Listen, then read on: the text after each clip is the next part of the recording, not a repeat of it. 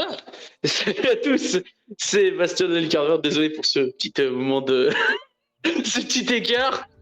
On se retrouve pour cette nouvelle émission, évidemment. On va débriefer donc cette victoire de la Saint-Etienne face à Grenoble ce lundi soir à 20h45. Et on va vous faire l'avant-match de Saint-Etienne FC Metz. Et pour cette émission, j'ai réuni une très grande équipe, encore une fois. Nous avons l'encyclopédie de la Saint-Etienne, Monsieur Albert. Salut Albert. Bonsoir à tous et à toutes. On a évidemment l'Argentin d'Argenteuil, Melvin. Salut à tous. Et on a le beau gosse de TL7, Colin. Bonsoir tout le monde, j'espère que vous allez bien. Ici ce soir. Ah oui. T'es encore plus beau en vrai. Ah oui, plus beau en vrai que la TL7, on rappelle. Colin, tu étais sur l'émission Club AFSS. Voilà. Fallait visionner ça. Voilà, fallait visionner ça, c'est en replay. Bon, et ben écoutez, messieurs, donc on va partir pour le débrief de la victoire de l'AS Saint-Etienne. C'était lundi soir à 20h45, c'était pour certains au Stade des Alpes, ou pour les autres c'était sur Beansport. La victoire des Verts 2-0, un match qui a mis un peu de temps à se décider, puisqu'en première mi-temps les Verts ont eu pas mal d'occasions gâchées, n'ont pas réussi à trouver l'ouverture, mais derrière c'est en début de deuxième mi-temps, précisément à la 46e minute, Nielsen Kunku va faire parler son talent en éliminant 4 défenseurs pour aller mettre une frappe somptueuse sous la barre. Il ouvre le score, ça fait 1-0. Derrière, on va attendre un peu longtemps. Il y aura eu quelques occasions, même Grenoble va se créer quelques occasions, mais qui seront bien négociées par la défense stéphanoise ou par Gauthier Larsonneur. Et à la 80e, c'est une erreur d'Adrien Monfray qui offre sur un plateau d'argent le but à Jean-Philippe Crasso qui n'a juste qu'à lober Brice Maubleu pour le 2-0. Et les Verts vont aller récolter une victoire de prestige à Grenoble. Et puis derrière, eh bien, les Verts remontent au classement. Ils sont enfin dans le top 10 pour la première fois de la saison. Ils sont actuellement 9e, 42 points. Et le maintien semblerait presque acquis avec cette victoire. Presque. À 42 points, on peut clairement dire qu'on est maintenu. Prudence. Mais c'est quand même... Prudence tout de même. Prudence tout de même. Non, statistiquement, on n'a aucune chance d'être concerné. C'est terminé. L'encyclopédie parle. Voilà. non, mais c'est. Il y a 7-8 équipes qui sont concernées derrière nous. Statistiquement, on n'a maintenant aucune chance de descendre.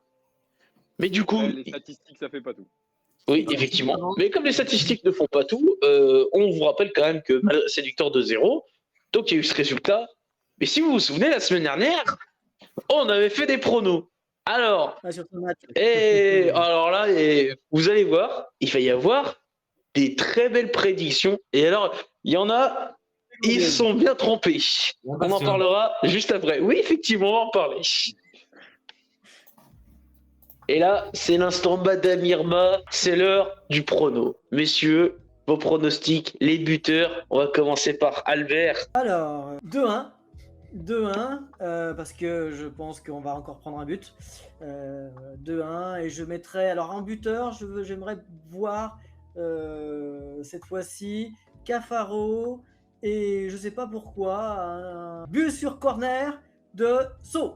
Voilà qui fait plaisir à Belvin, ça. Belvin. J'y ai pensé à ce scénario-là, à peu près le même que toi, Albert. Mais vraiment, ce 2-1. Mais je nous vois quand même avec une puissance offensive forte. Donc, je vois un 3-1, moi. Avec Sceaux. Je l'avais noté dans mes petits papiers. Du coup, Sceaux, Wadji et voyons fou, Nkunku sur sa lancée. Très bien. Allez, Colin. Je trouve super optimiste sur les buts alors que Grenoble n'encaisse rien en fait. Ouais. Moi, franchement, tu vois le 1-0, but de Cafaro. Voilà, match terme, match où on contre-attaque, on se fait un peu chier pendant 90 minutes, c'est tout. Cafaro qui met, je sais pas, une frappe au pif dans la surface, c'est pas sur un 1-2, non mais voilà, Voilà, moi, but de Cafaro, 1-0 au terme des 90 minutes du jeu, ça c'est Grenoble, tout simplement. Et ben moi, justement, je vais je vais aller un peu à l'encontre de ce que tu as dit, Colin. Tu disais que Grenoble était une équipe qui prenait pas beaucoup de buts, mais moi j'ai envie de dire qu'à chaque fois qu'on a dit ça, bizarrement les matchs étaient un peu débridés. Donc je vais dans le sens que le match va être débridé. Je vois un 4-2 pour la Saint-Etienne. Oh, Oui, 4-2. Wadji va mettre un doublé. ça y est, tu nous le lâches plus, ton Il G. s'enflamme, là, il s'enflamme. Wadji pour le doublé. Et Coucou, il sera pas buteur, mais il sera passeur. Ça, c'est sûr et certain, j'en suis persuadé. Cafaro va marquer, évidemment.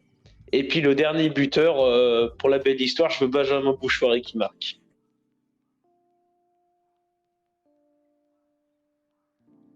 Eh ben écoutez, sur cette vidéo, vous avez pu voir mon grand talent de pronostiqueur. Hein. Franchement, j'étais peut-être dans un univers parallèle, je pense. Hein. En ayant vu un score totalement fou, j'ai vu un 4-2 pour ce match jeudi soir, effectivement. Ah, on peut être ambitieux.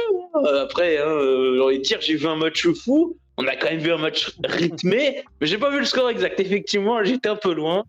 T'as pas été ambitieux. Je sais pas, Et t'as- t'es Il a gourmand, oublié. là. Il a oublié, voilà, il a oublié que Saint-Etienne ratait des occasions aussi. il a oublié la On avait réalité, oublié, ouais. peut-être. Ouais, j'ai oublié la réalité du terrain, peut-être. Il a Ou oublié les peut-être. deux bons gardiens, je pense. Aussi, oui.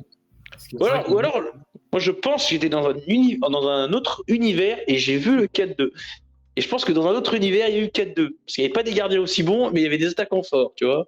On était dans ce genre d'ambiance.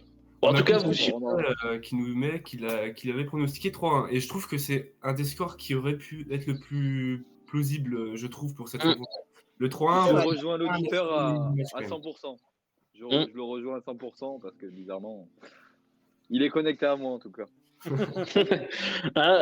C'est bizarre. Hein. Bon, après, on peut quand même dire que Colin, tu rigoles, mais tu avais quand même dit que ça allait être un match calme. Hein. Ouais, bah, Ouais, bizarrement, Ouais, non, alors mais le match calme, tu me diras où est-ce que tu l'as vu. Hein.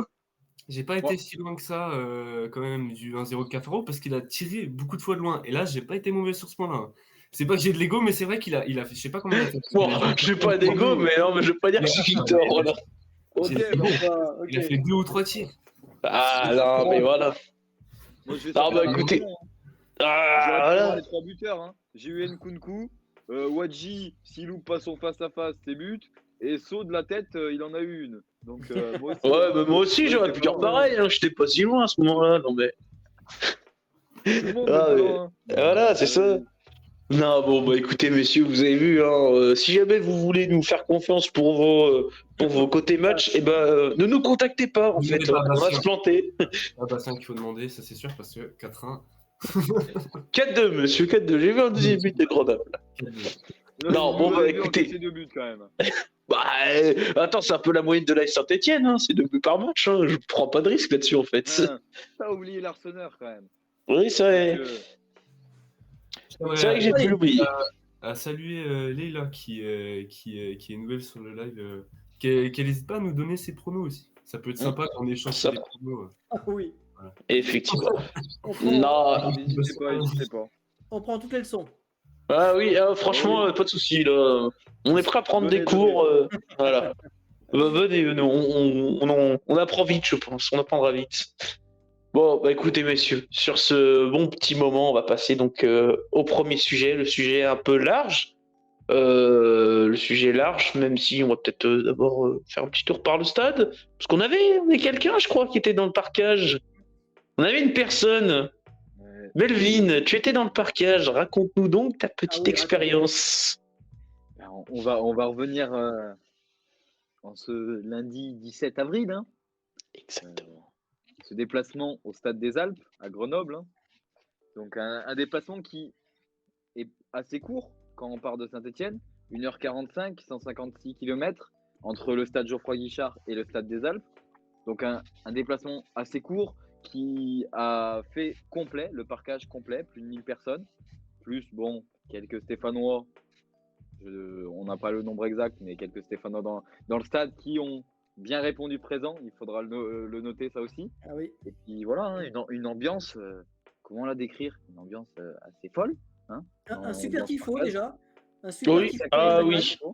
Avec une très belle référence. Avec une référence. Pas, Eh oui. pas, mais en tout cas, une très très belle référence. Et puis, c'est un sacré Vous n'étiez pas engouement, né. quoi. Non, pour certains, non. Mais... Non, moi j'assume de pas être né, mais je la connais tout de même. On est encore jeune, nous, on est encore jeune. Mais Ah oui. du coup, si on regarde bien, c'est quand même l'influence la plus grosse à Grenoble. C'est à peu près, il y avait à peu près 14 000 personnes, c'est ça? J'étais pas loin même du 15 000. Hein. Ouais, on était pas Ouais, loin. 14 000, ouais. Ils ont battu Et leur je crois record. que leur meilleure influence, c'était Bordeaux, avec 9000, avec 8900, un truc dans ce C'est style-là. ça. Bah, Et ouais, ouais. il y a une grosse différence et ça montre encore l'engouement qu'a ce club de l'ASS de partout, quoi. Parce que ça fait déplacer quand même énormément de foule. Hein. Et puis Ouais, voilà, de toute façon, une ambiance assez folle, un parquage assez fou, complet, avec une ambiance de la première à la dernière minute, un stade qui répond au parquage, ce qui est assez inédit quand même. C'est À l'extérieur, oui. la latérale qui répond, c'est quand même quelque chose à souligner. Alors après, on peut noter un léger incident avant le début du match, une porte ou une barrière qui a un peu cédé, des petites échauffourées qui ont commencé avant l'entrée des joueurs, avant le début du match, des sièges qui ont volé, mais rien de bien grave. Mais oui, c'est ça, un déplacement plutôt heureux, hein, on peut le dire, hein, une victoire dans un match incroyable et puis une ambiance incroyable. Bon, bah, que demander de mieux, hein, de toute façon. Moi, en tout cas, j'avais plus de voix, comme certains ont pu le voir. Ouais. Hein, je n'avais plus de voix. Ouais, J'ai un peu récupéré, mais en tout cas, la Ils joie sont est encore, la voix rock, là. On la Ouais, sent. ça sent, ouais, ça on la sent. sent que Même du canapé, je on la entend fais bien tirer. l'ambiance. Je la fais tirer pour nos auditeurs ce soir, voilà, pour qu'ils m'entendent un petit moment quand même. Ouais, et puis après tu te reposeras pour te préparer pour samedi, c'est ça? C'est ça. Ah bah on enchaîne, hein, on lâche pas. Ouais, il faut enchaîner. Non, mais après, en vrai, ce qui était aussi, moi, ce que je remarque de marquant, c'est quand tu disais parler de la latérale, effectivement, déjà qu'ils répondent au chant, ça a été déjà, c'est assez énorme, mais surtout le fait, c'est moi, l'image qui me marque, c'est sur le deuxième but de Crasso, en voyant le match, et c'est ça où j'ai dit, c'est quand même fou. C'est que je pense que la moitié du côté de la latérale s'est levé comme un homme sur le deuxième but de Crasso, mais un truc de fou. J'ai dit non, mais attends, mais il y a plus de Stéphanois ou de Grenoblois au match? Et en fait, je pense que si c'est. Alors, déjà, le fait que le déplacement ne soit pas très loin, ça a dû pousser beaucoup. Et je pense déjà au-delà des gens qui viennent de Saint-Etienne, mais des supporters stéphanois qui sont notamment de la région Rhône-Alpes. Il y a des mecs qui sont venus venir de départements pour se passer Haute-Savoie, Savoie, l'Ain, le Rhône. Ouais. On était sur Oui, la je proximité, là. connaissais deux Grenoblois qui étaient pour Saint-Etienne et qui ont pris des places pour ce match, hein, pour venir voir les Verts, non pas Grenoble. Hein. Ah mais c'est ça, et puis ça a même surpris le parquage, parce que le parquage n'avait pas prévu tout ça. Le parquage a commencé à entonner un chant où ils allaient se répondre d'un côté et de l'autre du parquage, mais finalement c'est la tribune qui leur a répondu, et ça les a surpris. Et là, ben voilà, hein, un jeu a commencé à en amener un autre, et ça a demandé au stade à se lever, et puis ça a fait un joli boucan. Hein. Ça a ramené quand même pas mal de monde. Et ça prouve encore la force d'attraction qu'a ce club, malgré tout, malgré toutes les péripéties, malgré tout ce qui a pu arriver cette année. Les supporters sont quand même là et font le déplacement, et en nombre. Et c'est à noter, à louer, et encore à les remercier pour ces déplacements. Complètement. Et je ne sais pas si les rumeurs de rachat, je ne sais plus quel milliardaire là dont on parle, que je connais pas, là, Kretinsky, là, je sais pas, ou Crétin, je sais pas quoi là. Mais n'empêche que s'il voit ça, forcément, s'il a une petite idée derrière la tête, ça ne peut que le renforcer dans cette idée. Ça fait Hein. attirer, c'est Ah ouais. Et d'ailleurs, en plus, franchement, c'est moi ce qui est génial après, c'est derrière, il y a aussi une très belle communion avec les joueurs et le parquage, hein, qui sont venus vous voir, enfin, à moi qui sont venus voir le parquage. Ah, puis un Gauthier Larsonneur des grands soirs. Hein. Voilà. Un abuseur de foule. Hein. Ah, il ambiance, hein.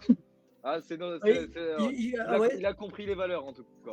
En plus, voilà, il joue le pingouin. Hein, il joue le pingouin là, tant qu'il fait pas le manchot dans ses cages. Hein, ses cages. Ouais, non. Ah, il était parti là, fallait lui mettre des quilles et ça faisait strike. Ah ouais, non, mais c'est. Non, franchement même les joueurs le ressentent, même le coach le ressent, ils le disent en après-match. Ils en parlent tous. Crasso et Petro l'ont dit, ils avaient l'impression de jouer à domicile, quoi. C'est vrai. Et c'est bien. Pour les joueurs, ça peut que les renforcer dans l'idée de quand ils viennent dans un stade, ils se disent bah ouais, mais il y a du monde qui pousse, quoi. Donc ils sont toujours soutenus. Et ça, c'est quand même un plus. Et je pense que c'est quelque chose sur quoi le groupe surfe depuis plusieurs temps, parce que les résultats sont pour le groupe, pour les joueurs, mais aussi pour les supporters qui aident malgré tout, hein. C'est un 12e homme, c'est un vrai 12e homme. Non, vraiment, on a quand même. C'est là aussi qu'on peut se dire que malgré la Ligue 2, la passion est toujours là, le cœur vert flambe toujours en tout cas. C'est ça qui est beau. Bah, en tout cas, messieurs, on va passer donc au premier sujet large. Quelque chose qu'on a remarqué entre nous, c'est quelque chose qui a bien changé et qui fait aussi que la Saint-Etienne va mieux, c'est que la SSE réussit enfin ses entames de match. Et oui, et souvenez-vous, hein, il y a des temps où on s'énervait dès le début des matchs, même dès le début des secondes mi-temps, on pétait des câbles. Et maintenant, on est joyeux et on est même encore plus heureux, hein, à l'image de ce but de Nielsen Kunku venu d'ailleurs, encore une fois, à la 46e minute, donc dès l'entame de la seconde mi-temps. Et puis même, on l'a vu dès le début de la première mi-temps, les Verts ont tout de suite cherché à aller de l'avant, n'ont pas voulu laisser de repos à leurs adversaires. Et pour ceci, on va laisser déjà la parole à Albert. Albert, qu'est-ce que tu en penses pour le changement de la réussite des entames de match? Ah bah c'est radical. Souvenez-vous du match aller. Les matchs aller, on prend un but au bout de 2 minutes de jeu. Ou 1 ou 2 minutes de jeu, là, sur une perte de balle de Bouchouari, si je me souviens bien. Bim, bam, boum, 1-0. Donc, effectivement, ensuite, on avait réussi à revenir. Mais et ce genre d'exemple, on en a à foison en début de saison. C'est nous qui entamons mal soit la première mi-temps, soit la deuxième mi-temps, à Sochaux notamment. Ah bah à Sochaux, c'est les deux Oui, mi-temps. à Sochaux, c'est les deux. À Sochaux, ouais, carrément, on a fait un strike. On a fait double. Le coup double. On a fait coup double. Non, franchement, on se demandait même si c'était pas notre échauffement, qu'il fallait l'échauffement des joueurs qui était déficient. On cherchait plein de solutions. Non, c'est juste la confiance. C'est que les joueurs jouaient avec le frein à main et le temps qu'ils se libèrent, que ce soit en première ou en deuxième mi-temps, ils se faisaient marcher dessus. Et le contre Grenoble aller, c'était exactement ça, hein. On mène 2-1, normalement, ça doit aller au bout parce qu'on est largement meilleur. Et bim, 2-2, incompréhensible, on se liquéfie. Bref, non, ça marche à la confiance. Et notre confiance fait qu'on va chercher les résultats et que c'est nous qui débutons mieux, hein, tout simplement. Et le but le but de Nielsen Kunku est symptomatique, il est exemplaire, quoi. C'est 46e et il va droit devant et il ne se pose pas de questions et bref, il a provoqué la chance et il a été jusqu'au bout. C'est ça qui a changé en 6 mois. T'as pas l'impression que toi c'est pas genre juste les joueurs mais aussi les consignes tactiques en mode c'est plutôt Batless aussi, donc la confiance des joueurs, mais il y a aussi Batless qui a demandé à plus avoir cette petite phase d'observation mais plutôt directement y aller depuis quelques matchs. Est-ce que tu vois pas ça plutôt comme ça, en mode Batless qui demande plutôt d'être offensif plutôt que d'avoir cette phase d'observation? Oui, non, mais Batless a aussi posé beaucoup de questions, hein, il l'a dit, hein, il s'est remis en cause, il a beaucoup écouté les joueurs l'ont écouté. C'est une remise en question, mais c'est aussi cette confiance retrouvée qui fait que on n'a pas peur.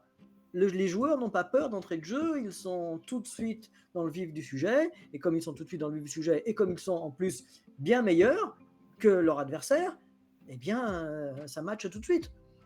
Et justement, on l'a vu contre le PFC, Paris, but au bout de 20 secondes, là, but à la 46e, nos entames sont à l'image de notre équipe. Elle est aujourd'hui en pleine confiance, donc elle réussit ses débuts de match, ce qu'elle ne faisait pas il y a 6 mois. Puis au-delà de ça, je pense qu'il y a aussi comme disait Colin, comme se pose la question, c'est peut-être aussi Laurent Batless a dit on se laisse plus subir et on fait subir maintenant. C'est plus on laisse subir ou on laisse un truc équilibré. On va faire subir dès le début. On doit les faire subir. Ils doivent subir. C'est pas nous qui doivent prendre tout le truc. La vague, c'est eux. Je pense c'est eux qui doivent prendre la vague. Ouais, je pense aussi qu'il y a aussi un changement d'attitude de la part des équipes adverses qui, il y a 6 mois, venaient nous marcher dessus parce qu'il y avait des consignes en disant ils sont mauvais, ils n'ont aucune confiance, donc allez rentrer dedans tout de suite et ça va se liquéfier, ça va tout de suite, vous allez tout de suite marquer. Alors que là, maintenant, non, c'est attention, c'est plus les mêmes. C'est plus on doit essayer de gagner, c'est on doit essayer d'être le moins ridicule possible. Ça change tout.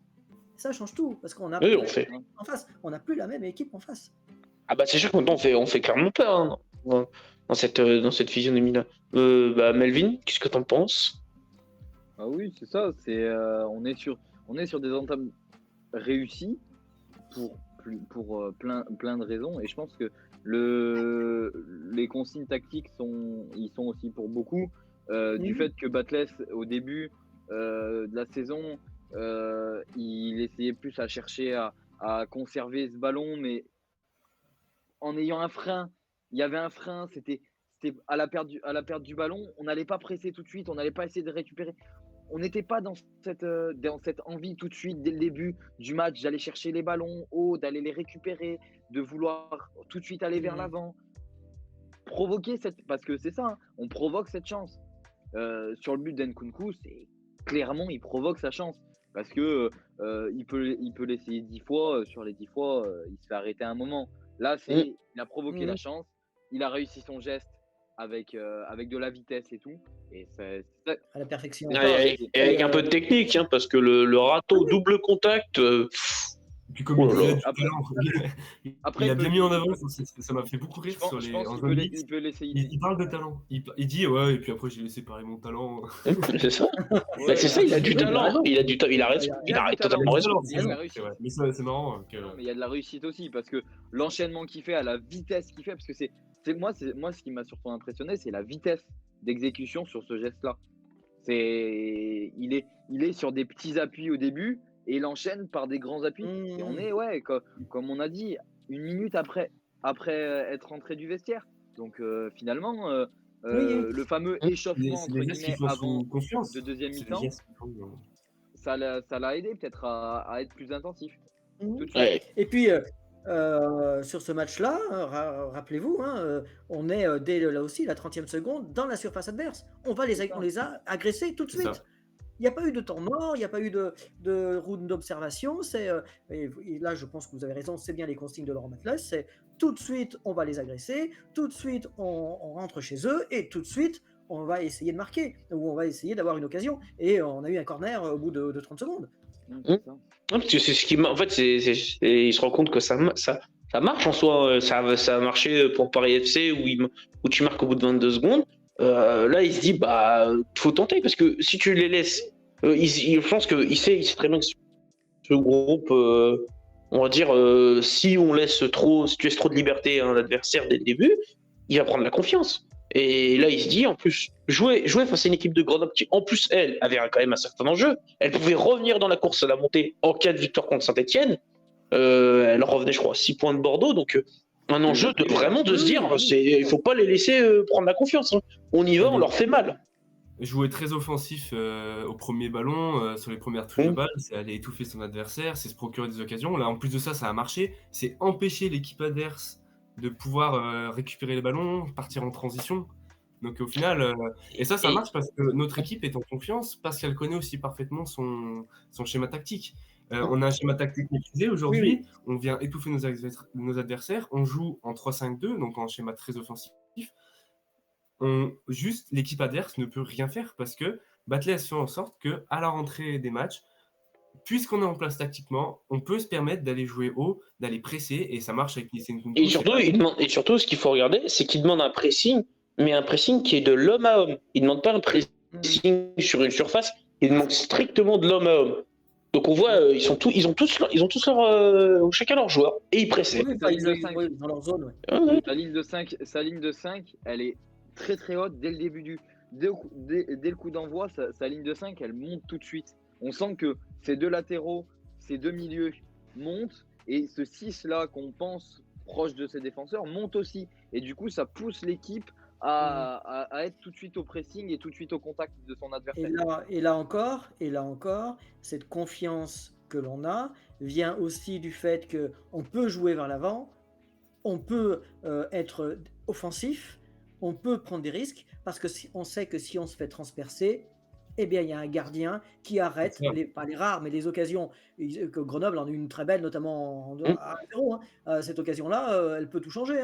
Eh bien, c'est l'Arseneur qui fait l'arrêt qu'il faut, comme il en fait un peu plus tard sur un tir qui n'était pas sur une action de transition, mais voilà, ça veut dire Ouais. que on peut jouer en confiance parce que derrière, si on est un peu en difficulté, il y a quelqu'un qui rattrape. Qui est au-delà de Même ça, si, Même une défense, hein. il y a une Mais en défense. C'est ce que met en avant Leïla sur le chat. Elle nous a clairement dit on réussit surtout à ne pas prendre de but au retour des vestiaires. Et c'est vrai que cette assurance, c'est ce que tu dis, je suis totalement d'accord. C'est cette assurance qui donne de la confiance pour mieux jouer devant, en fait. Et C'est vrai. Puis surtout, tu sens qu'il y a quand même. C'est surtout le fait d'avoir une défense qui est extrêmement rassurante. Avec ce que tu disais aussi, Gauthier Larseneur. Mais tu fais le combo déjà que tu as un gardien et que tu as ces trois derrière là qui savent très bien défendre. Ils sont de l'homme à homme. On va en parler juste après des trois, parce que surtout un, il faut vraiment qu'on en parle parce qu'il a été magistral. Mais quand tu sais que tu as ces trois-là, et derrière, tu peux te perdre, tu peux te dire, on y va, on a la confiance. Je sais que mes trois centraux, ils vont assurer. Et ils ont assuré. Et derrière, ce qui fait que Nkunku, ils sont en confiance, il peut y aller, il peut faire des grands débordements sur le couloir. Donc voilà, c'est ça qui marche. Et vas-y, Colin. Que je voulais mettre en avant aussi, c'est qu'en fait, cette manière d'aborder ces entames de match, je trouve que ça a changé du jour au lendemain. Je vais aller regarder ça tout à l'heure sur comment est-ce. Donc, je ne suis pas allé très loin pour dire que les derniers matchs, on a pris des buts sur nos entames. Il y a encore pas longtemps, on se faisait avoir au retour des vestiaires. Face au Havre, on prend un but à la 58e et à la 66e, même si à la 66e, c'est un peu plus lointain. 58e, ça fait quand même long, ça fait long, quoi. Oui. Et ça reste un retour des vestiaires. Tu vois, on n'est toujours pas dans le match. Et c'était en plus une période où on avait encaissé. J'ai pas pioché plus loin, mais voilà. Face à Amiens, on encaisse à la première et à la 57e. Face à Bordeaux, à la 46e. Et il y a ce changement. Il me semble que c'est face à Niort, où là, on n'encaisse plus et on renverse un petit peu ce cours. Et depuis, ça rejoint ce que tu disais, on est ultra serein. On étouffe. On est à l'aise tactiquement, on maîtrise le sujet en fait au retour des vestiaires et ça a été un renversement d'un coup. C'était un renversement du rapport de force et je trouve ça super et voilà, c'est un axe de progression et au final ça a été fait très rapidement. C'est vrai que c'est intéressant comme tu parles de Niort parce que c'est vrai que le changement était radical. Niort à l'entrée de la seconde mi-temps, au bout de même pas 5 minutes, on marque déjà le premier but. Donc effectivement, c'est là que le changement, je pense que c'est là que ça a vraiment tout changé. Non, vas-y, Melvin. Ouais, non, mais après, voilà, pour coordonner à ce que dit Colin, ça coordonne, alors, un peu plus tôt, mais à l'arrivée de l'Arseneur, de ta défense qui retrouve une vraie défense, quoi. En fait, faut vraiment, si on regarde vraiment, au moment où on prend moins de buts tout de suite, c'est vraiment quand ta défense et ton gardien, ils ont retrouvé une confiance, quoi. Et quand l'Arseneur arrive, les deux, trois premiers matchs, bon, il a pas encore cette aura qu'il a à l'heure actuelle, mais il apprend doucement. Et au final, je pense, cette arrivée-là, l'arrivée d'Apia, tout ça, qui a fait que, au final, Oui, bien sûr. ça a poussé l'équipe à se mettre en confiance dans les premiers instants. Et comme on en parle, alors là, on était à l'extérieur, mais à domicile, le Chaudron fait plus peur à nos joueurs, à nous. Ah oui, ils ont Donc, plus du peur. coup, quand ils rentrent sur le terrain, ils n'ont pas les jambes qui flageolent, ils n'ont pas peur, donc ils sont tout de suite dedans. Et je pense que ça aussi, c'est un état d'esprit qu'ils ont réussi à avoir au final. Et je pense que ça aussi fait partie des entames, de la réussite de nos entames. Et à l'extérieur, je pense que bon, c'est un tout aussi.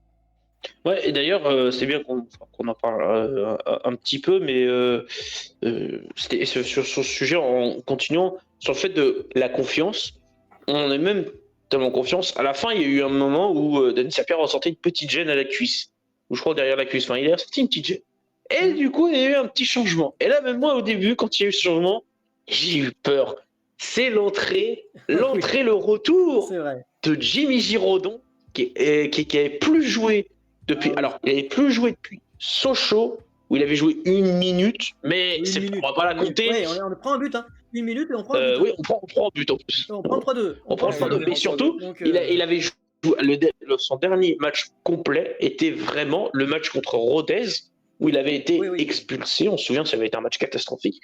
Donc il est rentré, et surtout, il n'a pas fait une rentrée déconnante, il a fait très peu d'erreurs. Enfin, il n'a pas fait d'erreurs, même. Il fait même une intervention plutôt propre à un moment. Il a montré, je pense surtout qu'il a montré de l'envie. C'est-à-dire que sur ces balles, sur les premiers ballons, moi du parcage, j'en ai une en tête. C'est vraiment le ballon est quasiment au milieu du terrain. Il colle son défenseur et il va jusqu'à la faute, mais tu sens qu'il ne veut pas lâcher cet attaquant. Il le laisse pas se retourner. Et j'ai trouvé qu'il avait cette mentalité qui avait peut-être un poil changé, où il s'est dit, de toute façon, je vais pas avoir beaucoup de temps de jeu, mais le peu de temps de jeu que j'ai, je vais le mettre à profit pour être à fond dans mes duels, à fond dans mes actions. Même à la fin, je crois qu'il fait un retour défensif un peu aussi. Oui. Il y a un moment, donc vraiment, on sent qu'il est... Tout le monde le tape sur tout le monde lui tape sur Oui, tout le monde veut le féliciter, machin. On sent qu'il investit malgré tout, malgré ces quelques minutes. Mais en tout cas, ça fait quand même... Il a eu beaucoup de confiance en première partie de saison. Je pense que c'est loin d'être un mauvais joueur, mais je pense que c'est un mec qui a besoin de confiance. N'hésitez pas d'ailleurs dans le chat ce que vous en avez pensé. Est-ce qu'il doit réintégrer ce groupe? Est-ce qu'il y a moyen, en fait? Est-ce que c'est pas perdu? Ça se trouve, ce joueur, c'est pas perdu. Non, mais je suis d'accord avec toi. Moi, ça m'a fait plaisir. Moi, ça m'a fait quand même. Au début, j'avoue, ça m'a fait peur, mais en soi, j'étais content qu'il rentre. Et à la fin, j'étais quand même content de le voir. Quand il est rentré, il a pas fait des mauvaises choses. Rappelez-vous, il rentre, il y a un 0. Oui. Crasso marque tout juste après. Et il marque tout juste après. C'est très marrant. Il marque tout juste après. D'ailleurs, au changement. C'est au changement, il y a le but. Il va se placer, les caméras ne sont absolument pas attentives, ne peuvent pas prévoir, et but. Ça change tout aussi, 2-0, il est plus là aussi sous pression, il peut jouer plus librement dans un groupe où tout marche, tout vole, donc forcément il a plus la même pression, parce que je pense que c'est ça qu'il a bouffé, c'est la pression, c'est le match contre Rodez, il a pété un câble, il a pété un câble parce que tout marchait de travers et qu'il était incapable de maîtriser. Il a explosé quoi. Donc effectivement il a explosé en vol, et là il est beaucoup mieux soutenu, il est beaucoup mieux encadré, même s'il est âgé, c'est pas un tout jeune, mais malgré tout là aussi, la confiance, l'ambiance, tout fait que tout le monde donne son meilleur, son maximum. Il a peut-être réussi à s'adapter au groupe aussi, pour aller voir les entraînements de temps en temps. Melvin aussi, on voit que ça va dans le groupe. Il est pas à l'écart, il rigole avec les autres. Et puis donc c'est cool aussi de voir des joueurs qui ont des difficultés. Et puis c'est peut-être aussi acclimaté à Saint-Etienne. Peut-être qu'en arrivant, il se sentait pas bien. On connaît les soucis à Saint-Etienne d'acclimatation. Peut-être que ça a pris du temps. Oui, non, mais je suis d'accord. Ils sont arrivés, les premiers sont arrivés avec un statut de sauveur. C'est eux qui devaient faire remonter la Saint-Etienne. Il y avait une vraie pression. Tout de suite, il y avait une vraie pression. Alors qu'on leur avait bien dit, Batles, je pense, avait été super clair à ce sujet. C'est un projet en 2 ans, mais la pression de Saint-Etienne faisant que les supporters, tout ça. Oui. Les premiers résultats étant plutôt maussades, c'est une chape de plomb qui est tombée sur leurs épaules, et c'est ça.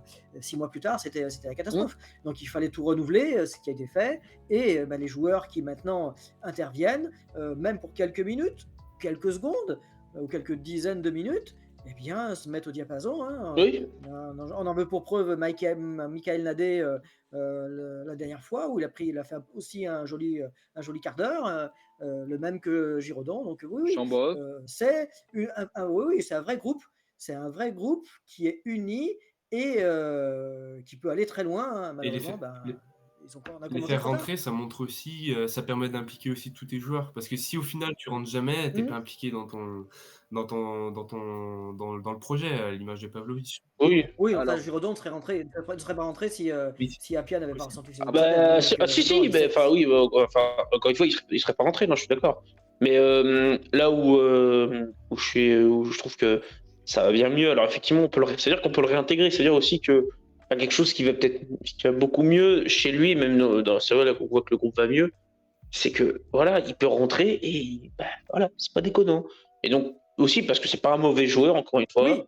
mais on voit bien aussi, le talent, enfin si je peux Mm. parler, de talent, le talent de Laurent Batles. Parce que si, il n'avait pas confiance en Giraudon, il l'aurait pas fait rentrer. Il aurait fait rentrer Mickaël Ladé même si, il y aurait eu 2 gauchers, hein, si, il avait Mmh. absolument pas confiance Après, en Giraudon, il aurait tenté le coup avec 2 Mm. gauchers, hein.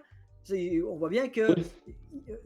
Laurent Batles voit ce qui se passe en entraînement. Il sait que, Giraudon a perdu sa place, très clairement, mais que en cas de nécessité, il peut quand même compter sur lui, hein. Il est sur la feuille de match parce que, il peut compter sur lui au cas où. Mm. Et Jimmy Giraudon lui a prouvé qu'il avait raison de lui maintenir sa confiance, parce qu'on a recruté quand même un certain Pavlovic, Mm. hein. Pavlovic qui n'est toujours pas sur la feuille de match. Donc Alors vous voyez que Giraudon, même en étant à la cave, on salue, même en hein. étant, même en étant dans une situation d'échec, eh bien, Laurent Batles, lui, maintient sa confiance, en tout cas un peu plus que Pavlovic, qui lui... D'ailleurs, on salue Matteo Pavlovic, hein, on espère le retrouver un jour sur les terrains. Ouais, il y a peut-être un truc. Vas-y, qui Melvin, travaille, conclue. on sait pas où il est. Mais non, mais pour revenir sur tout ça, j'espère aussi que Batles, avec cette série positive, avec ce groupe qui marche bien, va peut-être essayer aussi d'intégrer des jeunes. J'espère revoir un peu des jeunes, Louis Mouton, tout ça, pour Ah, Louis entre Mouton guillemets peut-être. préparer Louis Mouton peut-être, Mouton, mais des jeunes, moi des jeunes, des je jeunes attaquants préférerais, aussi. moi je préférerais qu'on prépare déjà la saison prochaine, mais non pas avec des jeunes, enfin des jeunes. Bah, oui, si certains ont le niveau, pourquoi Oui, pas, hein, ceux mais qui ont le niveau, bien sûr. Hein, je dis pas on ce- prend un jeune au hasard. Hein. Mais oui, oui, oui, c'est ceux qui ont le possible. niveau. Mais moi, je pense plutôt qu'il faut préparer la prochaine saison pour préparer la montée dès maintenant. Dès maintenant, voilà, c'est oui. maintenant la montée et la prochaine saison, évidemment. Ouais, eh ben Voilà. écoutez, messieurs, non, mais écoutez, messieurs, c'était quand même sympathique de parler de ce bon vieux Jimmy Giraudon qui est sorti de la cave. Hein. Ah, ça faisait 11 matchs qu'il n'avait plus joué avec l'AS Saint-Etienne. Ça fait un petit peu quand même plaisir de le voir sortir un peu de ce marasme. Mais on va passer au gros focus, on vous l'a dit. Ils ont été impériaux en défense, mais il y en a surtout un qui s'est montré magistral, qui a été même, on peut dire, qui était l'infranchissable. C'était l'enfant de Monistrol, Léo Petro. Évidemment, Léo Petro qui a été exceptionnel, vraiment, il faut le dire, il a été exceptionnel hier soir lundi soir à Grenoble. Pour en parler le mieux, on va commencer par notre boss, Colin. Mais écoutez, moi je pense qu'il faut commencer déjà, on souligne, Léo Petro, on le redit encore, il a été vraiment exceptionnel, c'est vrai, très solide, mais je pense qu'il faut, j'ai même noté sur mes notes impériales pour dire à tel point j'ai aimé sa prestation. Je pense que vraiment pour mettre en avant son rôle, et là où il faut bien passer, enfin le point important qu'il faut couvrir, c'est que sans Léo Petro, tu n'as pas un bon Nielsen Nkunku. C'est-à-dire que Nielsen Nkunku est un bon piston, mais on le sait, on en parlait la semaine dernière sur l'émission, on le sait, il y a encore cette lacune en défense, le mec a encore besoin de bosser ça, c'est encore un axe de progression, il n'y a pas de doute là-dessus. Et c'est pour ça que Léo Petro a été aussi bon aussi face à Grenoble, c'est parce que Nielsen Nkunku a été très très haut. C'est le joueur qui assure les espaces que Nielsen Nkunku, enfin qui fait une sécurité en fait derrière Nielsen Nkunku. Il couvre parfaitement les espaces laissés par son piston. Le nombre de fois aussi où il sauve en phase de transition parce que Nkunku est malheureusement trop haut, c'est ce qu'il lui est demandé, j'en doute pas. Mais voilà, il s'est sauvé par ses tacles qui sont très flippants, mais qui passent à chaque fois et Oui. extraordinaire. Quand ça passe pas, c'est les rouges. Il a tous les mètres, mais il les met et c'est réellement très fort. Il y a 40% de réussite sur ses tacles pour cette rencontre, pour le nombre de tacles qu'il fait, un peu plus d'une dizaine, je crois. 13. J'ai le nombre 13 en tête, mais je suis pas certain. Beaucoup de récupération. Et puis sur ce match-là, en plus de ça, il est décisif. Il met une passe D. Je crois que c'est sur celle du coup.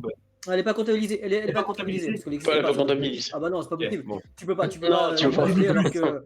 Il fait le gourmand. Il a juste fait une passe. Il a juste fait une passe à Nielsen Nkunku qui lui a fait tout le reste. Donc non, tu peux pas Ouais, il fait le pas gourmand. comptabiliser. Mais- Non, c'est pas Après, possible. il y en a qui ont comptabilisé la passe à Wadji, hein, donc après je dis ça bien. Donc on peut comptabiliser la passe de Petro, moi pour moi. Non, mais non, Mais voilà, il il n'a a pas été- été comptabilisé. Mais c'est normal. Oui, Oui, c'est je normal. suis d'accord. Je suis d'accord. C'est Mais d'autant voilà. plus. Il a un rôle vraiment important dans 3-5-2 à couvrir les espaces de son piston, qui en plus de ça a un axe, doit s'améliorer sur l'aspect défensif et au final il fait un travail de géant et c'est pas le premier match. C'est pas la première fois qu'il fait des bonnes prestations. Celle-ci, c'est la prestation, mais ça fait 2 ou 3 matchs qu'il enchaîne à ce niveau-là parce que tu as un Nice Nkunku devant qui est très offensif et très intéressant. Vas-y, Albert, parce que toi, tu voulais nous parler un petit peu du passé de Léo Petro Alors, avec Saint-Etienne. Petro, pour moi, c'est l'exemple type du joueur transfiguré. Il n'a pas du tout les mêmes performances qu'il y a 6 mois. À 6 mois, il était méconnaissable. Je ne vais pas dire, mais on avait peur quand il jouait. On le trouvait, moi je le trouvais pas performant, faible. Bref, c'était pas pour moi une bonne pioche dans un premier temps, hein, mais il était à l'image de l'équipe en fait. Dans la cave comme l'équipe.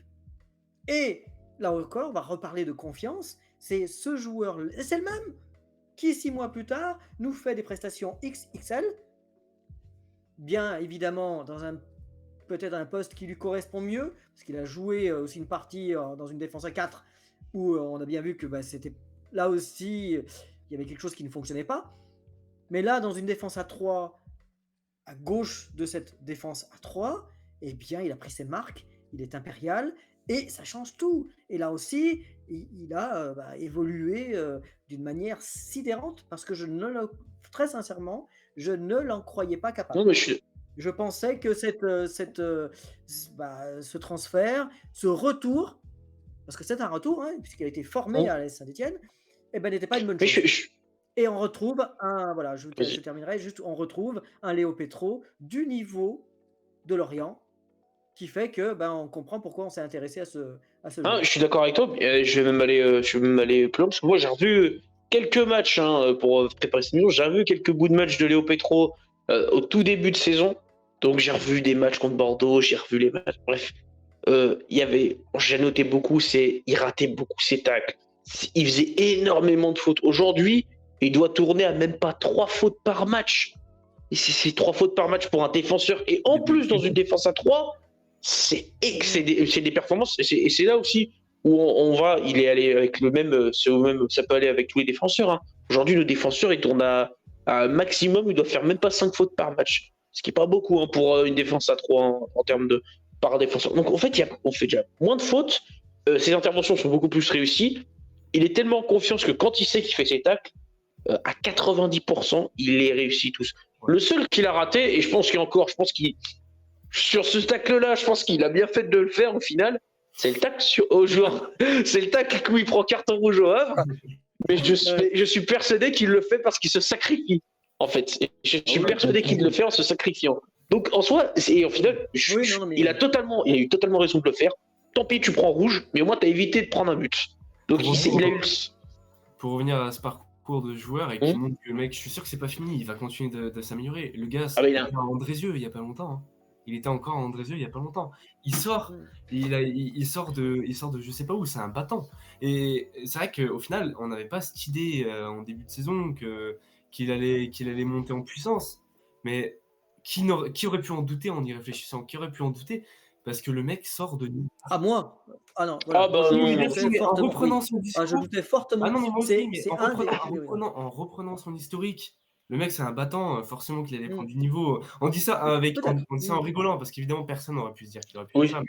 Tu vois, tu te dis en même temps, putain, ouais, en fait, c'est un battant, tu vois. Et le mec, c'est pas la première fois qu'il fait des trucs comme ça. Et c'est un amoureux des Verts aussi. Oui, et surtout, d'ailleurs, en parlant de ça, de progression, je crois que l'un de ses plus grands axes de progression que j'ai pu noter, c'est sa capacité à anticiper les choses. Dans ses premiers matchs, il se faisait souvent trouer. Il ratait quand il devait tacler le ballon, il ratait tout le temps ses tacles. Enfin, franchement, il avait beaucoup de mal. Oui. Aujourd'hui, quand il récupère quasiment plein de ballons. Il arrive à intercepter parce qu'il est très juste. Ses tacles, il les réussit quasiment tous. Il y a vraiment une progression et c'est avec la confiance aussi parce qu'il y a eu du travail. Le mec s'est battu.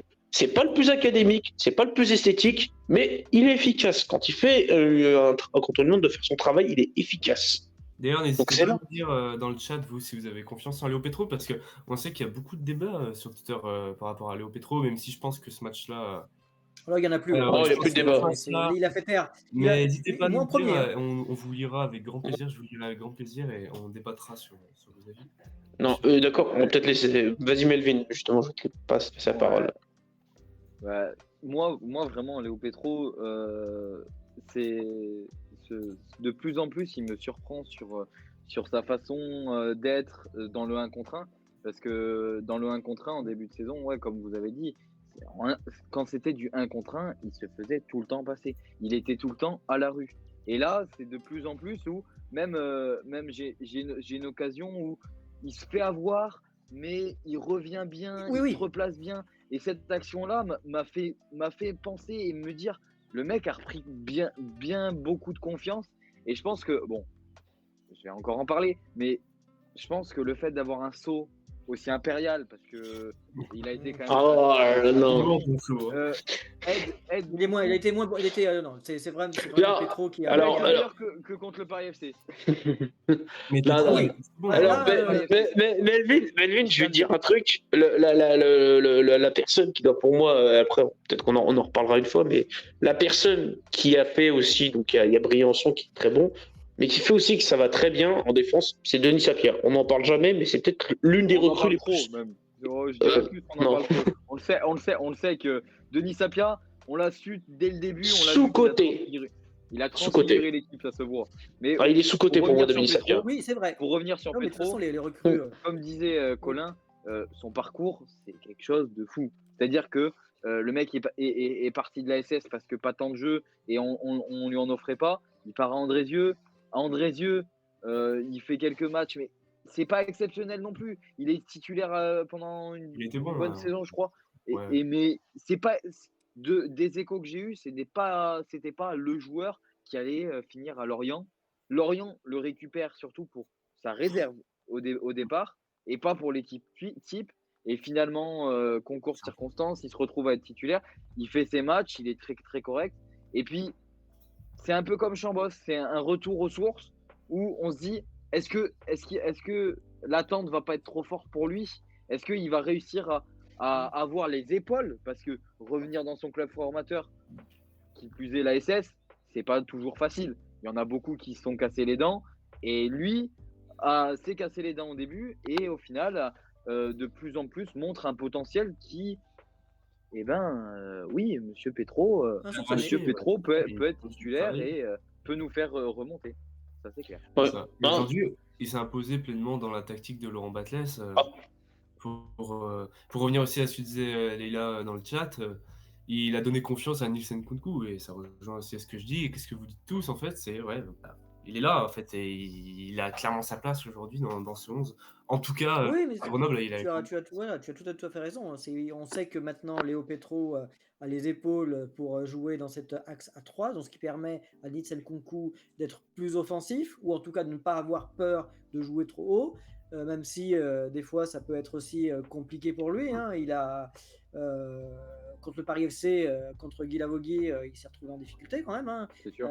sans aide d'Nkunku. Mais voilà, même en difficulté, même dans des situations difficiles, il ne lâche plus. Il ne se fait plus aussi passer aussi facilement.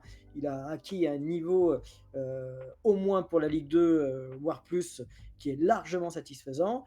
Et effectivement, c'est peut-être à Grenoble son meilleur match, même s'il a marqué un but à Annecy. Je pense que contre Grenoble, il a peut-être rendu sa copie la plus performante, la plus propre depuis qu'il a la Saint-Etienne. C'était bien de le mettre en avant sur ce match, même si d'autres ont autrement brillé également. Non, mais c'est vrai qu'en plus, l'axe A3 était particulièrement bon, mais c'est vrai que pour le coup, la performance de Petro, elle est vraiment à noter parce que c'est vraiment, comme tu as dit, c'est son meilleur match.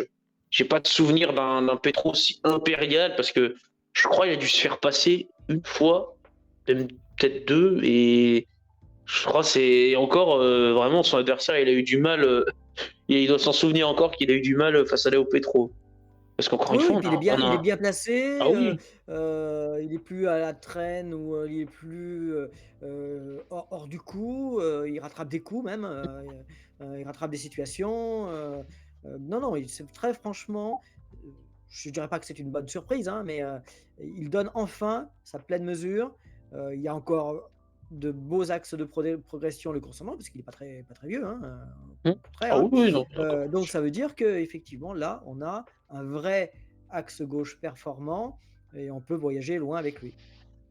Oui, bah, non, après, c'est sûr, hein, il y a encore à progresser et puis je pense que le travail paye, hein, au final, hein. C'est le travail qui paye, hein, là, Oui, c'est un très bon exemple du travail qui paye, hein. Il a travaillé, il a bossé tactiquement, techniquement, ça va mieux. Et pour ça, on peut que le féliciter pour une très belle performance. Pour moi, il mérite quand même l'homme du match sur ce match-là parce que vraiment, sa prestation était à la hauteur, même si c'est vrai que cette victoire était beaucoup plus collective, mais vraiment, il a été oui. impérial. Messieurs, on a fini cette troisième mi-temps. On va passer au petit sujet, parce on a eu aussi, au-delà de la victoire, dimanche, on a une excellente nouvelle concernant les Amazones. Elles ont encore gagné et elles ont eu une deuxième bonne nouvelle en plus dans l'après-midi, puisque je crois que leur rival a perdu. Elles se retrouvent aujourd'hui seules en tête à 4 journées de la fin. Et bah, messieurs, Albert et Melvin, la piste est à vous. Que dire? Oui, tu veux commencer peut-être, Non, vas-y, commence. Alors, C'est moi qui un commande match d'habitude. un match plutôt bizarre. Bizarre parce qu'à la mi-temps, on n'aurait pas juré un tel résultat, 80 enfin 45 minutes plus tard. Pourquoi? Parce que l'AS Saint-Étienne, à 0-0 à la mi-temps, a raté un penalty. Donc on se dit: «Aïe, aïe, aïe». En même temps, Marseille mène 1-0. À la Donc mi-temps, ouais. potentiellement, ouais, ouais, à la mi-temps, oui, donc potentiellement retour à 4 points. Bref, la situation n'est pas aussi claire et heu, peut-être qu'elles sont pris une brasse, hein, je ne sais pas. Là, Bon. je peux pas vous dire, mais en tout cas, 2 buts coup sur coup, au retour des vestiaires, tout change et vraiment, une toute autre situation, un tout autre match. Bon, il y a plus d'équipe en face. Le Puy joue pour son maintien, attention, joue pour sa survie. Donc, bah, se battait sur tous les ballons très certainement, hein, donc ça n'était pas forcément un match facile. Jamais une équipe, n'avait gagné cette année avec plus de 2 buts d'écart au Puy. Donc, on pouvait s'attendre à un match vraiment compliqué. Début de deuxième mi-temps, elles se sont rendues, faciles et bah, l'équipe en face a explosé, hein, qu'est-ce que tu en penses, C'est ça, heu? c'est ça. Puis après, c'est à noter, mais le terrain n'aidait pas non plus. C'était une pelouse, de ce que j'ai pu Mmh, lire, de ce que j'ai pu même voir. Ils ont pas joué sur la pelouse du Puy Foot Garçon. Ils ont joué sur une pelouse assez en mauvais état. Alors ça peut peut-être mmh, c'est expliquer le vrai. penalty. J'ai pas eu plus d'infos, mais bon, le penalty a pu être par rapport au terrain, tout ça. Au-dessus, hein, Ouais, raté, complètement complètement raté le raté. penalty, Donc, hein, c'est pas le est-ce que ouais. le terrain a pas joué? Je ne sais pas, mais voilà. Mais oui, c'est ça. Une première mi-temps où, à la mi-temps, on peut se dire: «Bah, en fait, tout ce qu'on a fait depuis le début, ça peut se jouer en 45 minutes, on peut se retrouver à 4 Mmh. points de Marseille en ayant fait un nul, machin». On se pose des questions. Puis au final, la deuxième mi-temps, c'est tout autre chose. Cindy Caputo qui marque, ouais, en début, Payton qui enchaîne juste derrière. Après, Payton. Brown qui marque, bon, bah, comme d'habitude, de la tête. Et puis en fin de match, Esther Okoronkwo qui rentre et qui plante un doublé, ce qui va lui faire beaucoup de bien aussi à elle. Parce Mm. que bon, voilà, Ah oui, elle avait du mal à marquer. on peut de voilà, non, non, mais on peut de même donner, enfin dire 2 mots sur cette, joueuse, hein, nigériane, qui revient d'une très grave blessure. L'année dernière, elle était en 1re division, les ligaments croisés, et incroyable, enfin incroyable, même si elle ne joue que des bouts de match, jamais titulaire, elle rentre dans les 20 C'est dernières ça. minutes à chaque fois, enfin depuis qu'elle est revenue. C'est quand même elle qui marque le 3e but contre Marseille. Oui, aussi. en rentrant, elle marque le 3e but contre Marseille. On était mené Mm. 2-0 contre Marseille, 2-2. Elle marque le 3e, 3-2 dans les arrêts de jeu. Bref, en toute fin de match en tout cas, ça change tout le reste du championnat. Donc elle à aussi, sa part. même avec des petits bouts de match, elle a sa part et on pourra dire qu'elle aura effectivement largement contribué à cette belle saison, Oui. même si elle n'est plus aujourd'hui l'indétrônable titulaire de l'année dernière.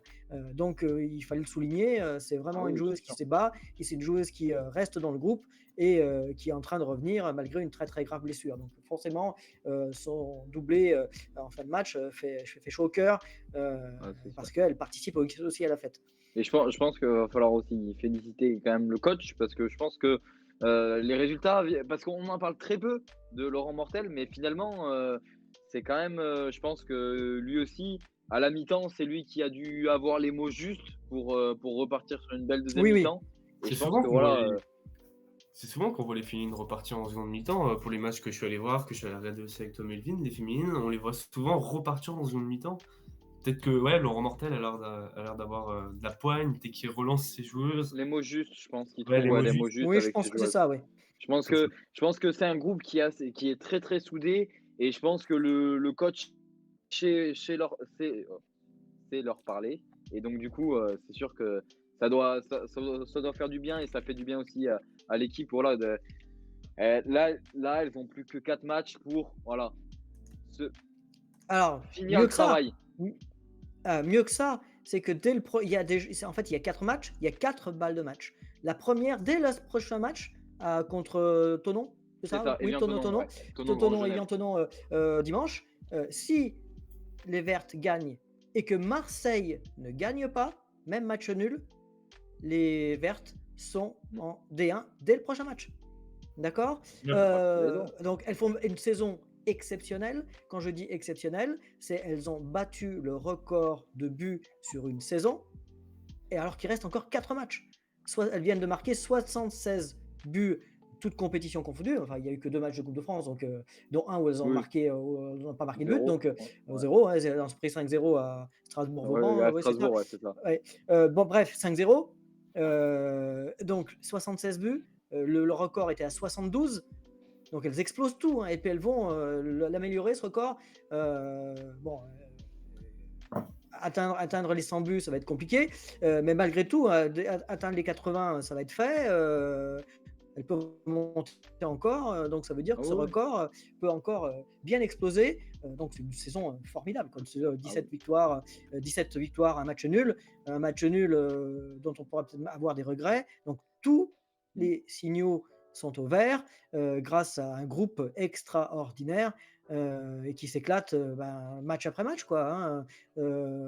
On aurait pu croire que la dynamique pouvait être cassée justement à cause de ce match nul, Non. puisque Marseille revenait à 3 points. Résultat, Marseille, 2 matchs plus tard, parce que c'était pas Ah oui, il y c'était pas si a loin, hein. 6 mois, hein. C'était il y a 15 jours, un peu plus. Il y avait deux journées de ça, il n'y avait que 3 points d'avance.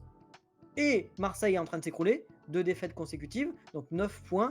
Et dès le prochain match, peut-être une montée en première division qui peut être validée. Donc c'est fantastique. C'est fantastique. C'est- Et voilà. Vas-y, oui. C'est ça, donc du coup, bah, on vous donne rendez-vous au terrain Salif Keita dimanche à 15h pour soutenir les Vertes parce que c'est important pour cette fin de saison qu'il y ait le plus de monde possible pour que voilà, elles soient récompensées aussi de cette magnifique saison parce que bon, malgré tout, voilà, elles ont du monde, mais peut-être pas ce qu'elles méritent aussi. Donc j'espère qu'il y aura du monde ce dimanche à 15h face à Thonon à domicile et puis voilà, hein. Et il y a d'ailleurs, pour terminer, il y a d'ailleurs une idée qui est en train d'émerger sur les réseaux sociaux. C'est si jamais on va dire la montée est acquise, elles jouent leur dernier match le 28 mai en recevant Albi, un week-end où les garçons ne jouent pas à domicile, ils jouent à l'extérieur. Je ne sais plus où, à Caen peut-être. Enfin, bref, je sais Oui, plus. il joue à Caen. Il joue à Caen le Ouais. vendredi 27. Eh ben, bref, donc ce week-end-là, il ne joue pas à Geoffroy Guichard. Donc, il y a une idée qui est en train d'émerger sur les réseaux sociaux, c'est pourquoi ne pas leur proposer de jouer à Geoffroy Guichard ce dernier match pour fêter cette montée, Magnifique. si elle est acquise, hein, si elle faut fêter cette montée avec son public. Et il y aura un peu de monde, je pense, pour les remercier remercier d'une saison J'ai- aussi extraordinaire si elles montent hein, et elles ont toutes les cartes en main pour monter maintenant. Hein. Donc ça veut dire que, oui, pourquoi pas les remercier pour un match à Geoffroy Guichard. Je ne sais pas si elles ont déjà joué à Geoffroy Guichard, je ne connais pas assez l'histoire des féminines, mais ça pourrait être bien leur première fois. Je sais pas. Mm. Ça, il J'ai pas, faudrait j'ai à pas, j'ai pas de vérifier. souvenir. Je sais qu'elles À ont joué du vérifier. coup à l'Etra contre Marseille. Du coup, Oui. Non, mais c'était à l'Etra. alors peut-être un match de Coupe de France, j'en sais rien. Il Ouais, faudrait j'ai pas vérifier. d'infos. Il faudrait vérifier. Mais quel beau cadeau on pourrait leur faire. Elles le méritent, vu la saison Oui. qu'elles ont faite aujourd'hui, enfin extraordinaire. Donc le dernier match à Geoffroy Guichard. Donc si les dirigeants de l'AS Saint-Etienne nous écoutent ou nous regardent, eh bien on vous propose cette solution. Prenez-la au bon et faites plaisir à l'équipe féminine qui nous le rend bien et mérite ce cadeau. C'est ça. En tout cas, vraiment, on leur souhaite vraiment le meilleur hein, pour notamment dimanche. Hein, donc venez nombreux en tout cas au terrain Salif Keita, c'est dimanche à 15h. En tout cas, on souhaite qu'il y ait beaucoup de monde, c'est tout ce qu'on peut souhaiter. On leur souhaite vraiment de Elles le gagner et de méritent. finir en boulette. Elles le méritent et en tout cas, elles font une super saison comme vous le dites. Bon, messieurs, après avoir fait citer les féminines, il faut qu'on passe du coup à l'avant-match. Dans ce choc des titans, parce qu'il n'y a pas d'autre mot pour décrire ce match. C'est vraiment, ça sent la poudre, mais vraiment la belle poudre, hein, ça sent la poudre explosive. Hein. Donc on est parti pour ce before, cet avant-match Saint-Étienne-Metz, samedi 22 avril à 15h. À noter que demain aussi, petit événement, on fêtera les 10 ans de la Coupe de la Ligue remportée en 2013. Une victoire 1-0 face à Rennes. Et donc samedi 22, on va rendre hommage à ces 10 ans, si je dis pas de bêtises. Hein, et il y a Brandao qui sera là pour, je crois, donner le coup d'envoi et donc faire aussi quelques petites dédicaces au musée des Verts. C'était officialisé tout à l'heure avec une petite vidéo de Brandao. C'était annoncé par Laurent S avec But Saint-Etienne aussi il n'y a pas longtemps.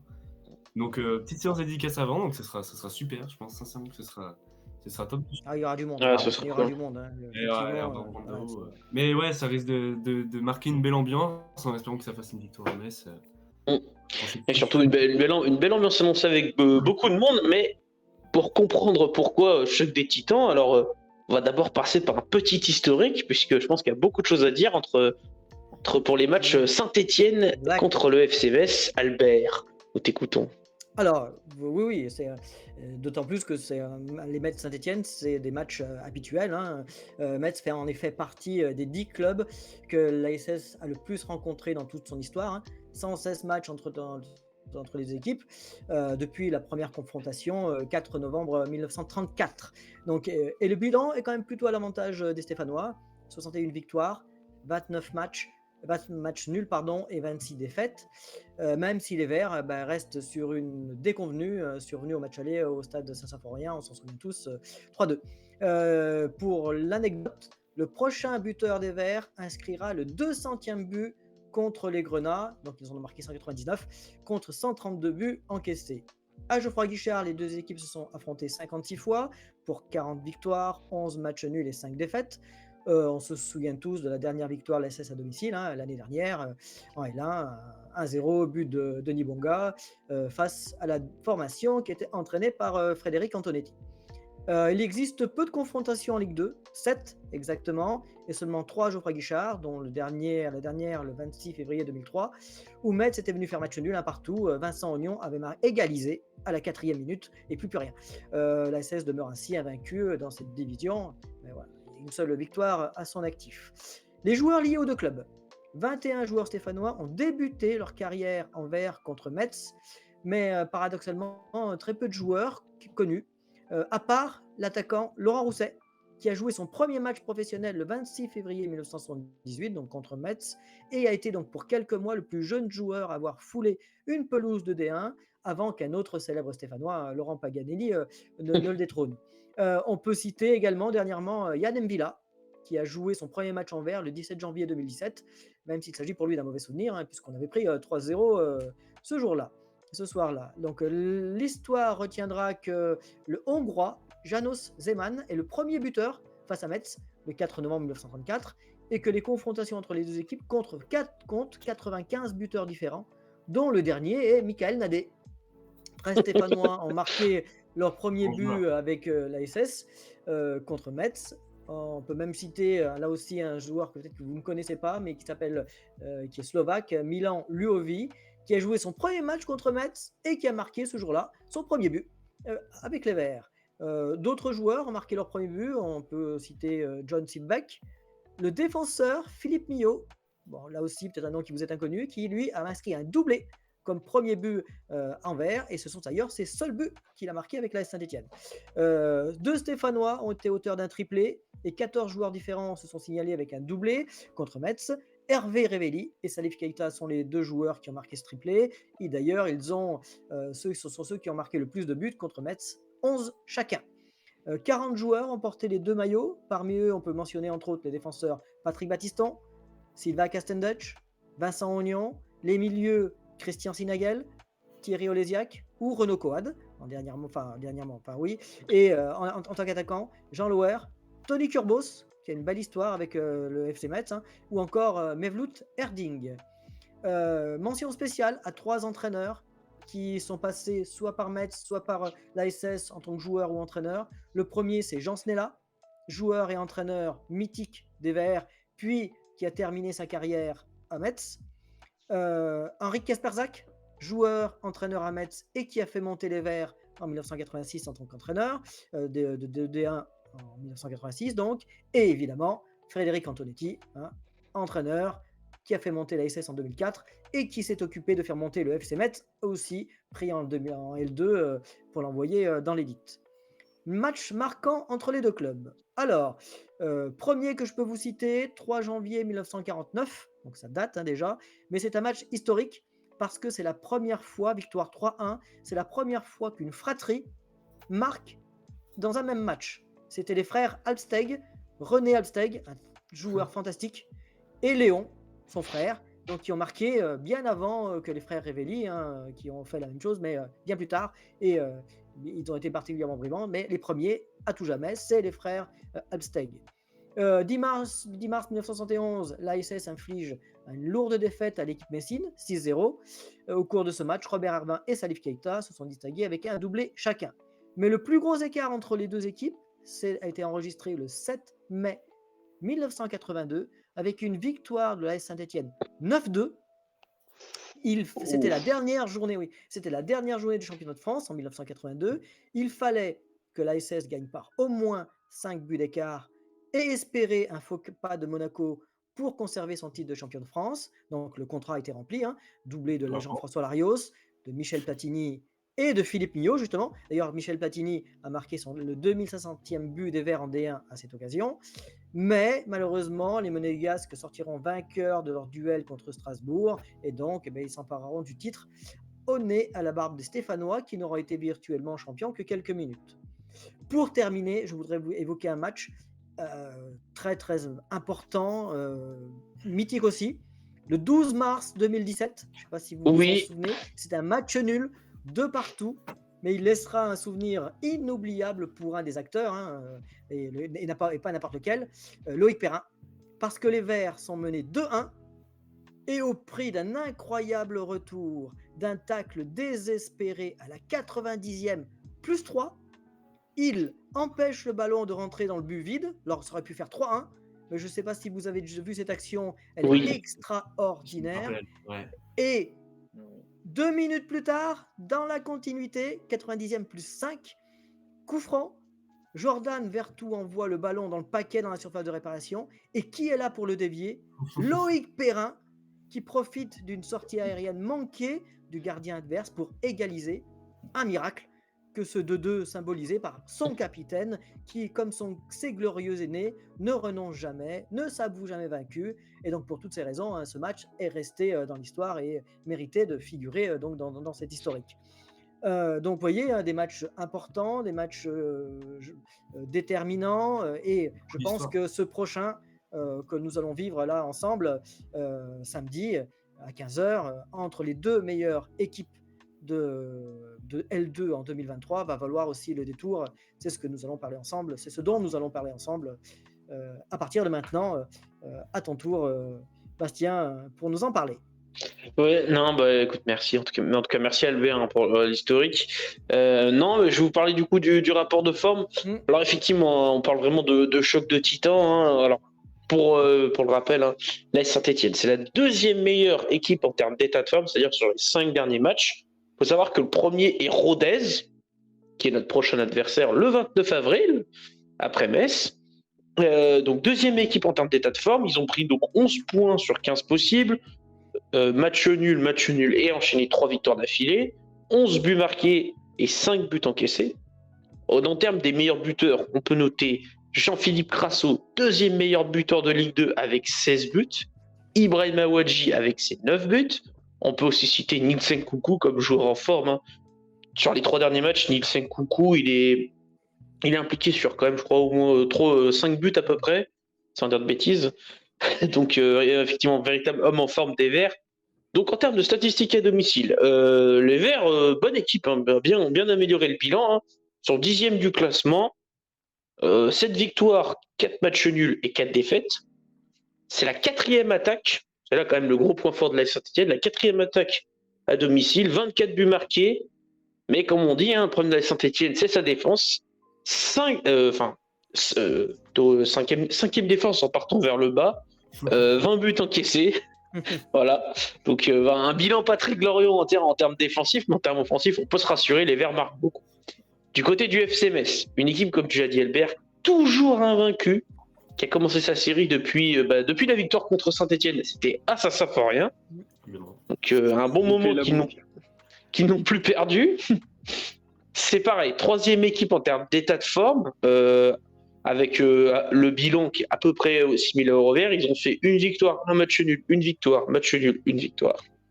Ils ont pris donc 11 points sur 15 possibles, mais en termes de goal average, les Verts sont au-dessus. Donc avec un bilan de 8 buts marqués et de 3 buts encaissés, c'est là aussi une grande force du FC Metz qu'on verra. Ils ont pris très peu de buts cette saison. Pour les meilleurs buteurs, eh bien, ils ont le meilleur buteur de Ligue 2. Crasso, on a peut-être 16 chez nous, mais le FC Metz a Georges Mikotadze, qui a marqué déjà 17 buts cette saison. Il a des véritables stats. Hein. Et derrière, ils ont quand même deux joueurs avec 5 buts. Ils ont Jalot et Mazis qui ont 5 buts chacun. Alors en termes de statistiques à l'extérieur, il faut savoir que le FC Metz voyage très bien. Hein.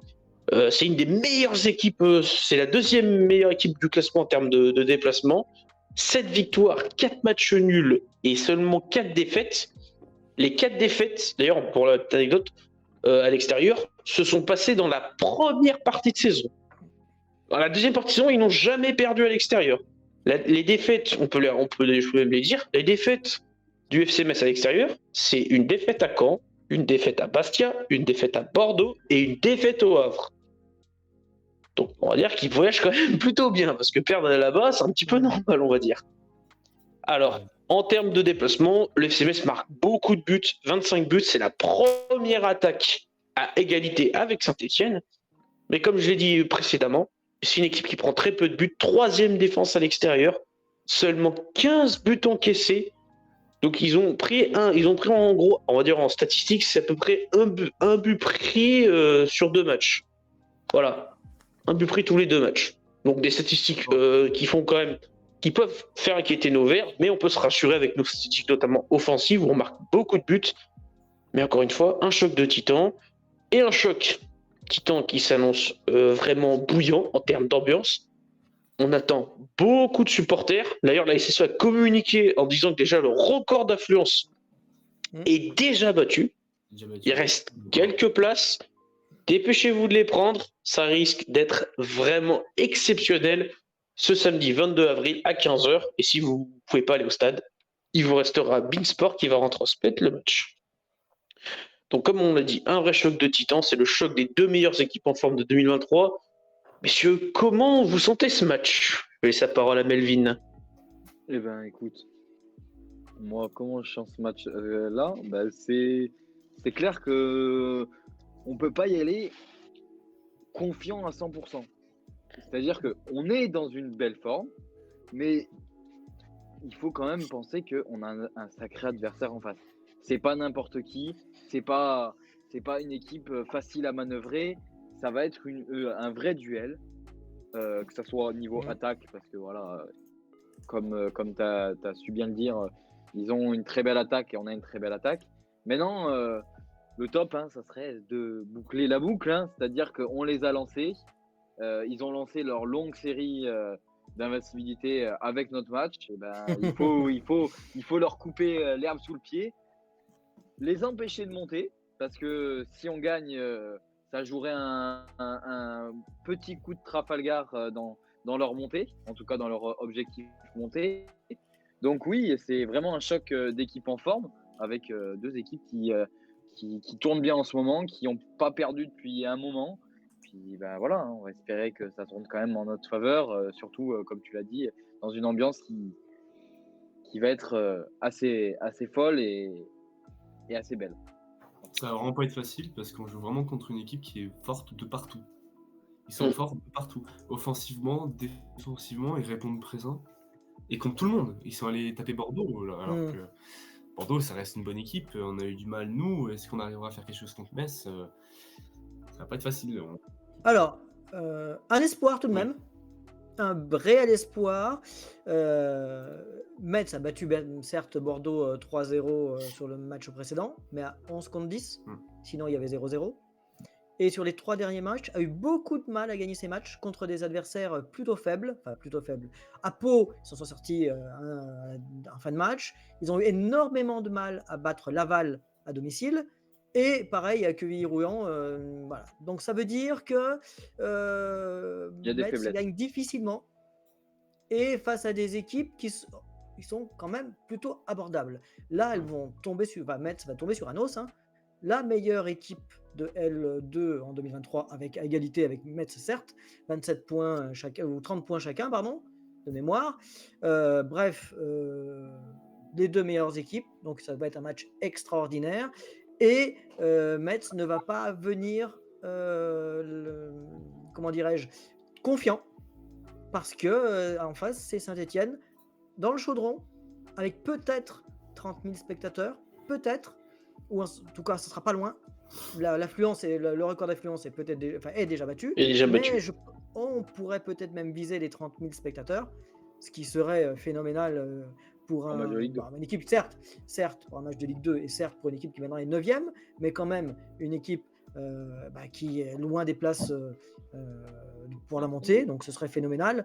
Et ce serait là aussi une belle récompense pour ce public présent, pour ce public qui les a soutenus quasiment constamment, à part un ou deux cas plutôt litigieux, mais ça on n'y reviendra pas, pour dire quand même que ce public mérite un tel match, mérite que son équipe lui fasse plaisir et gagne ce match au sommet pour déterminer quelle est la meilleure équipe de L2 en 2023. Et moi je suis persuadé que c'est la SNCF. Non mais en plus, et surtout qu'on va aller vraiment... il va falloir faire attention, comme on l'a dit, hein, c'est une équipe, on sait très bien, qui joue la montée, qui pourtant été pressenti pour quand même jouer la montée au début, qui a eu du mal et qui a lancé sa série, et qui là vraiment est à 1 point de Bordeaux, donc ça veut dire que pour eux, il y a une urgence de battre Saint-Étienne vraiment, déjà, parce que pour le coup, ils repasseraient devant Bordeaux, et ça mettrait la pression sur Bordeaux qui joue, donc le lundi soir en recevant Grenoble.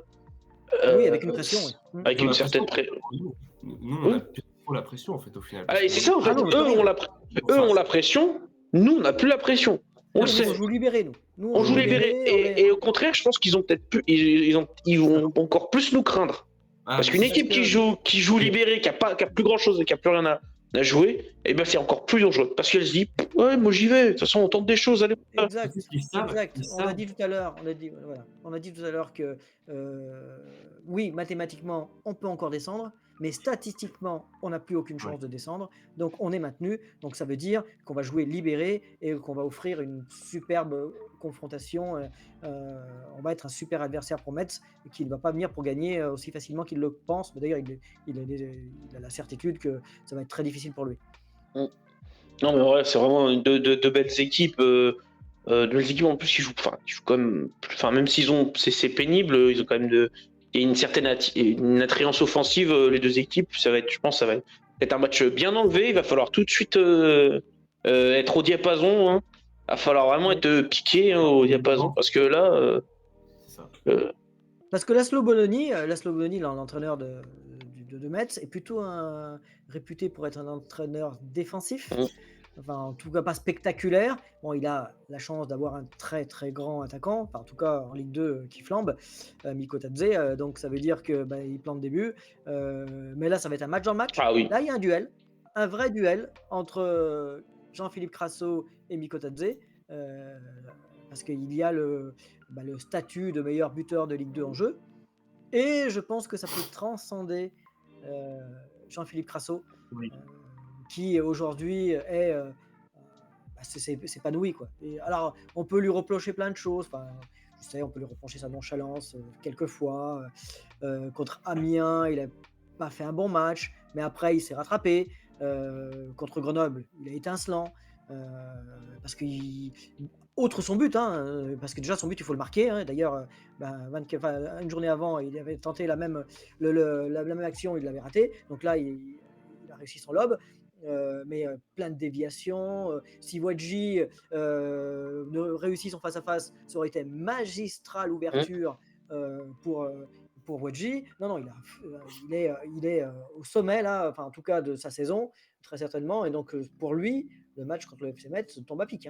Et c'est le moment, c'est le moment c'est le moment aussi où les deux vont vouloir vraiment, en termes de match dans le match, les deux vont vouloir vraiment briller. Quand tu sais que tu as d'un côté donc le meilleur buteur de Ligue 2 qui affronte dans l'équipe le dauphin, son dauphin, ça te met une pression et je pense que ça peut galvaniser les deux et donc j'espère que ça va encore plus galvaniser évidemment Jean-Philippe Crasso.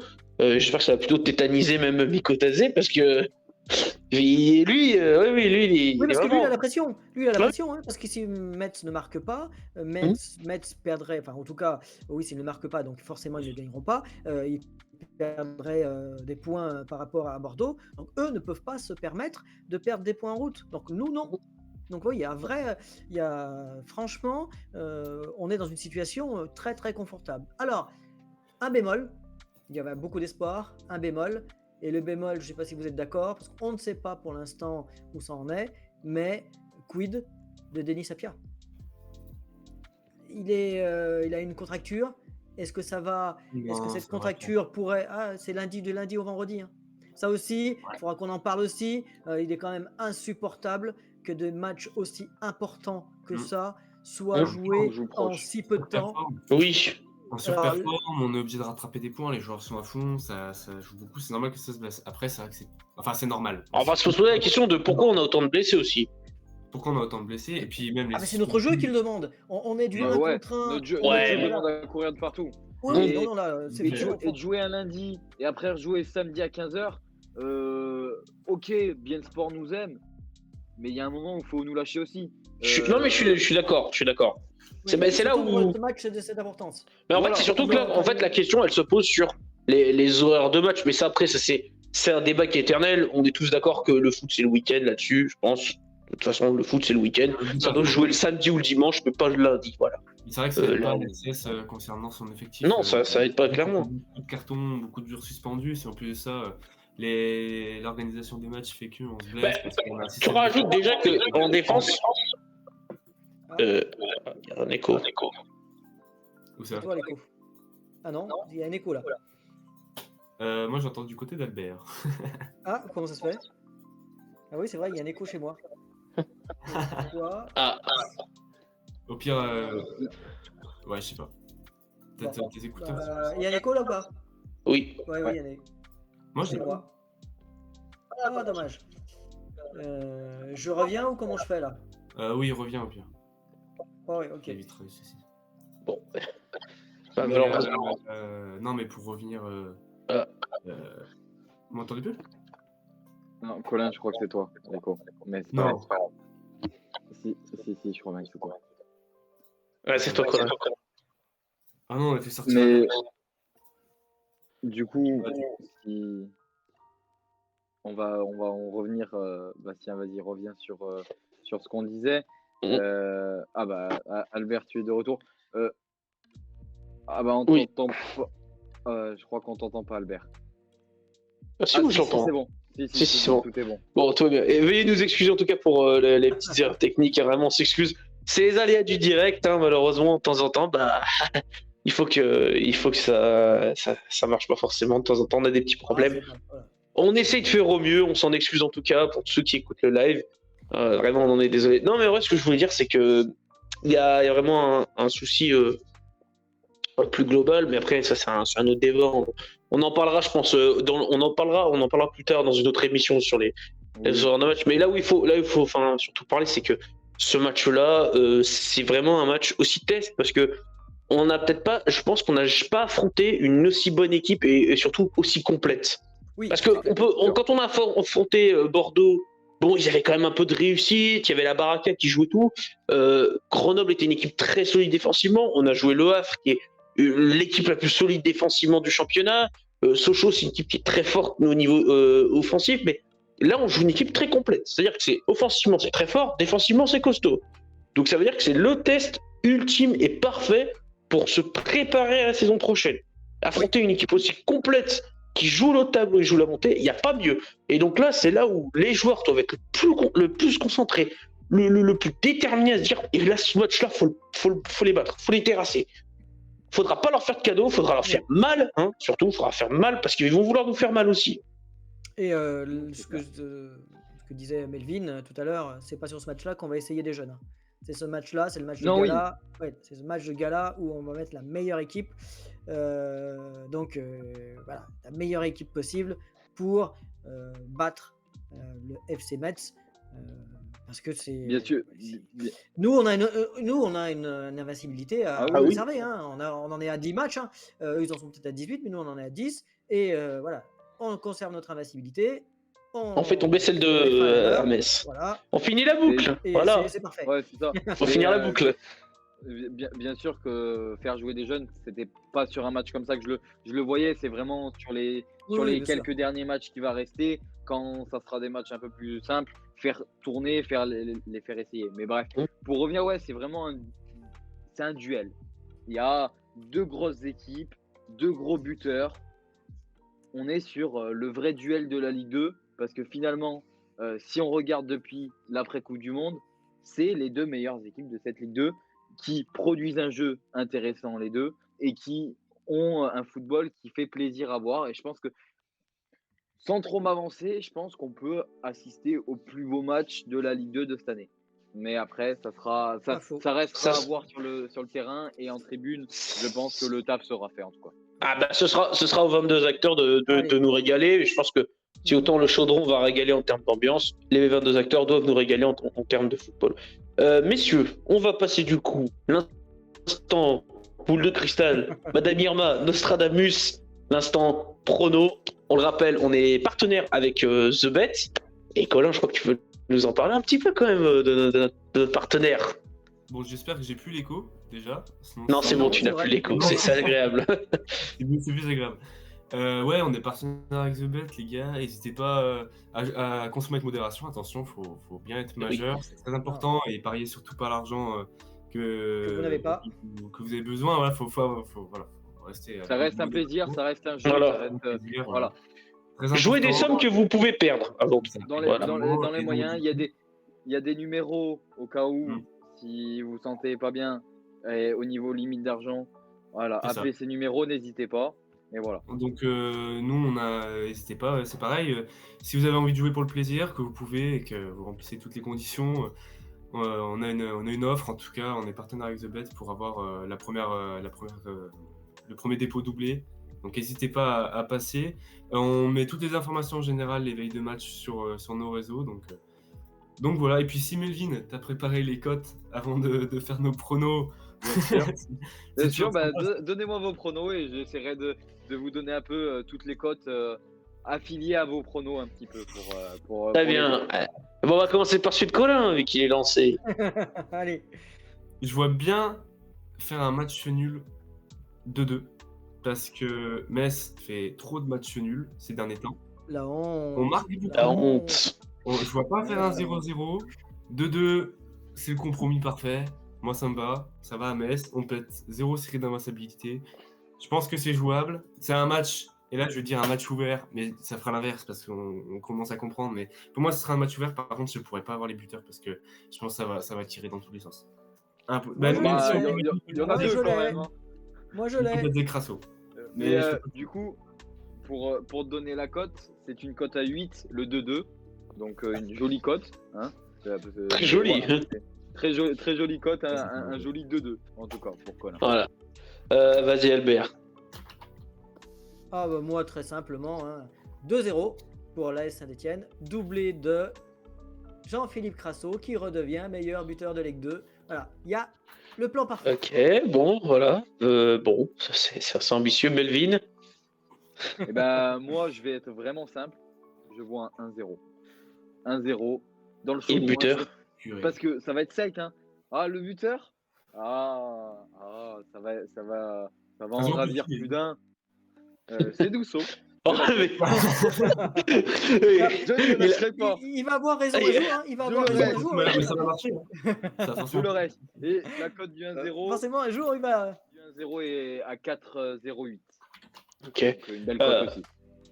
Allez, moi, comme d'habitude, hein, je suis un peu quelqu'un qui aime lancer un peu des matchs fous, mais 3-1 pour l'AS Saint-Etienne. Ok, ça va. L'AS Saint-Etienne, l'AS Saint-Etienne va encaisser le premier but, et même le premier buteur messin, je suis persuadé que c'est Mikotadze qui va nous le mettre. Non, ça m'étonnerait pas qu'il marque. va l'éteindre. Ah. So va l'éteindre. Je te le Si, dis, Mikotadze oh. ne va pas voir Oh, le va se jour. laisser. Oula, tu prends. Là, tu vois, là, attention, Albert, hein, attention. J'aime bien ce que tu dis. Ça y est, je vous le Attention, dis, c'est enregistré, hein. je vous Attention. le dis. Ouais. C'est quoi la cote de Mikotadze, pas de but? Ça Il Y a pas de cote. Ça n'existe pas, mais ouais, c'est existe pas. au moins, voilà. Je pense que j'aime bien ce que dit Albert. Un saut qui est un Mikotadze, je signe. Donc moi je reviens à mon 3, donc j'ai vu Mikotadze buteur pour Metz, mais les Verts vont se réveiller et les Verts ils vont nous faire une deuxième mi-temps de fou furieux, je vous le dis tout de suite. Et je vois forcément, c'est Ibrahim Awadji buteur qui va égaliser pour l'AS Saint-Etienne. Jean-Philippe Crasso pour faire le 2-1 et pour faire chavirer Geoffroy Guichard. Qui de mieux que Mathieu Cafaro? Et oui, Pas Mathieu du tout. Cafaro. Ah ouais. Ok. Eh oui, moi je vois bien, je vois bien Mathieu Cafaro. Il tentait pas mal là. Cafaro, c'est son soir, c'est son après-midi samedi. C'est pour lui. C'est Douceau, je vous le dis. Ouais, et Ça sera voilà. son match. En tout cas, on lui souhaite. Hein. On souhaite à tous les joueurs de Saint-Étienne qu'ils fassent, que ce soit leur match et qu'ils nous sortent une grosse prestation pour. Oui, il faut que le cycle pour Metz se termine à Geoffroy Guichard. Eh ben écoutez monsieur, sur ces petits pronos, on a été ambitieux, on s'est un peu lâché, on a vu des choses, mais en tout cas, on va passer du coup au quiz. Albert, le quiz, c'est le moment un petit peu de faire Alors. travailler notre mémoire. Il y a Colin et Melvin qui ont une revanche à prendre. Oui. hein. Oh oui. Encore. On se souvient de la semaine dernière. hein. Ah, Lego a pris un coup face à l'expert, c'est ça. Allez, pareil, même règle. Donc ceux qui ne la connaissent pas, les règles sont très simples. Je fais deviner un joueur avec des indices. Premier indice, vous essayez de trouver. Si vous ne trouvez pas, j'en donne d'autres indices. Et comme la dernière fois, je donne un indice commun. Et cet indice commun, c'est, je vous le donne dans 1000, le FC Metz. D'accord? Alors, premier indice. Premier indice, il a été formé à Lorient. Bastien, si tu gagnes. C'est pas Renaud Coad. Alors, vous avez le droit, voilà, vous avez le droit à un essai, mais dès que si cet essai n'est pas bon, vous n'avez plus le droit de parler. D'accord? Donc Renaud Coad, non. Donc t'as plus le droit de parler sur tous Ouais, tous c'est bien, les indices ou je peux cet indice? non, que cet indice. Vous avez le droit de parler maintenant. Eh ben, qu'est-ce qu'on peut tenter? Ah, mais attends, par Vas-y. essai? Par étape? Ouais, pas. De quoi? Ça, Ah, je crois qu'on a un le droit de parler un nom par indice. Ah non, si, je redonne un essai, il a le droit de parler. Bah oui, sinon c'est Ah, pas ouais, du jeu. j'aimerais pas, là. Voilà. SMS sur qui joue. Ouais, bah non, du coup, qui a une. Qui a été formé à Lorient. Oui, attention, quand je dis indice FC Metz, ça veut pas dire qu'il a obligatoirement joué au FC Metz. C'est indice Ah bah FC non. Metz, comme la semaine dernière. Attention, ce joueur-là a. Bonga? Alors je dis rien, hein, c'est FC Metz et vous comprendrez pourquoi. Denis Bonga? Lien avec Lorient, peut-être? Ah ben bien joué, 1-0. Et oui, il a été Ah, formé à Lorient. Bastien, elle est pour toi. alors, celle-là. mon autre Putain. indice. Elle est pour Mon toi, autre Bastien. indice, voilà, mon autre indice aurait été, il a été prêté dans plusieurs clubs avant de partir à Nîmes. Il a été Ah transféré, putain, j'aurais trouvé après. voilà, oui, bien sûr. Oui. Après, il a été transféré à l'ASS en 2019 et il reste à l'heure d'aujourd'hui le dernier buteur de l'ASS, vainqueur de Metz en 2022, puisqu'il avait marqué le 1-0, le but du 1-0 l'année dernière. Donc voilà, Juste d'ailleurs, je veux dire un truc, je veux juste dire bien joué Colin déjà premièrement. Et juste si je peux dire un petit truc sur ce match-là, on rappelle c'était le record d'affluence de la saison dernière, plus de 35 000 personnes un dimanche à 13h. Voilà. Donc, oui, et c'était Denis Bouanga qui avait marqué le seul but du match d'une équipe qui était dirigée par Frédéric Antonetti cette année, enfin l'année dernière. Allez, prochain, il a été formé à Nancy. Johan Molo. Non, Jonathan Brison. non plus. Ah, je tente maintenant, j'en peux Un plus. joueur formé à Nancy. Ah, Oui. j'en ai plus Oh, il y en a tête. plusieurs. Hein. Il y en a beaucoup. Il y en a Ouais, beaucoup. bah Il y en a oui. beaucoup. Oui. Il y en a beaucoup. Oui, t'en as un aussi en tête, toi, Bastien, je sais. Non, je l'ai pas, moi. Là, ça sera le prochain indice. On verra. Vas-y, au revoir. Vas-y, vas-y. Colin dit rien, c'est bon? Je Non, l'envoie ouais, non. Allez, Ridiculisé. il a rejoint la S Saint-Etienne en 2002. Ah non. Ah non, non. Ah la clim, on a pensé au même. Oui. Par Oui. curiosité, sans griller votre indice, vous pensez à qui? Ça va pas griller votre truc, c'est juste pas. Ok, moi je pensais à Platini. Ah, J'ai pas vu, mal. ouais, c'est J'étais pas mal, sur mais la non. même. Ah, 2002, non. Ah, ça va Mais plus. j'ai Ah. dit, du coup, 2002. c'était plus vieux. Non. Oui. Alors donc il a joué. Attends, il a joué 2002. 2002. Oui. Et tu regardes pas ton téléphone Bastien, Ah, il Hein triche depuis le début. Bastien, il triche depuis le Ah début. non, alors si vous voulez regarder, j'ai le programme. Hein, je sais pas si ça se voit, mais j'ai le programme sous les yeux. Oui. non, mais on Donc se croit, je on se croit, ne triche mais bon. pas et mon téléphone est en mode Attention. avion. Alors, Voilà. oui ou non? Je vous donne un autre indice. Vas-y. Même si j'ai peut-être une idée. Alors là, c'est peut-être que vous allez pouvoir trouver. C'est un indice. Il fait partie de l'équipe de l'ASS qui détient le record d'invincibilité à Geoffroy Guichard, c'est-à-dire le record d'invincibilité en tant que de but. Ils n'ont pas encaissé de but pendant plus de 1500 minutes. Il faisait partie de cette équipe. J'ai pas l'équipe en tête. À Geoffroy Oh, Guichard, si. plus de 1500 minutes sans encaisser de but. Du temps de Jérémy Janot. Je peux vous dire que c'est pas Jérémy Janot puisque lui n'a pas été formé à Nancy. J'ai failli dire cette bêtise, donc. Non. Attends. Vincent Oignon. Parfait, un partout. C'est bien Vincent Oignon. Il a été formé à Nancy. Et oui, il a été formé à Nancy. Il a rejoint l'ASS en 2002. Il fait partie de cette équipe. Il a été entraîneur adjoint puis entraîneur de Metz. Donc voilà Et il est aujourd'hui l'entraîneur de Grenoble. Allez, un dernier pour vous départager. Allez. J'en ai deux autres au cas où, mais Oui. déjà pour vous départager. J'aime bien pour vous départager, je joue même plus là-dedans. Si, mais j'en ai deux autres, donc tu peux encore revenir. J'en ai deux autres en fait. Allez. Il a été formé par le FC Metz. Voilà, là, tout de suite, vous avez le Ok, le club l'indice FC Metz. Mhm. Donc, il a été formé par le FC Metz. Non, Squad. non. Quad n'a pas été formé par le FC Metz. Je tente, je sais qu'il était pas Oui, là. mais il a joué au FC Ouais. Metz, hein, par contre. J'ai vu son maillot dans ma tête, mais. Oui, il a joué au FC Metz. Oui, Ouais, c'est moi tout je vais à fait. attendre des. Quad a été formé à l'Olympique Lyonnais d'ailleurs. Ah oui, c'est vrai. Ah ouais. Je vous Ouais, l'avais donné la c'est ça. story. Ouais, oui. C'est ça qui m'avait perturbé la dernière fois.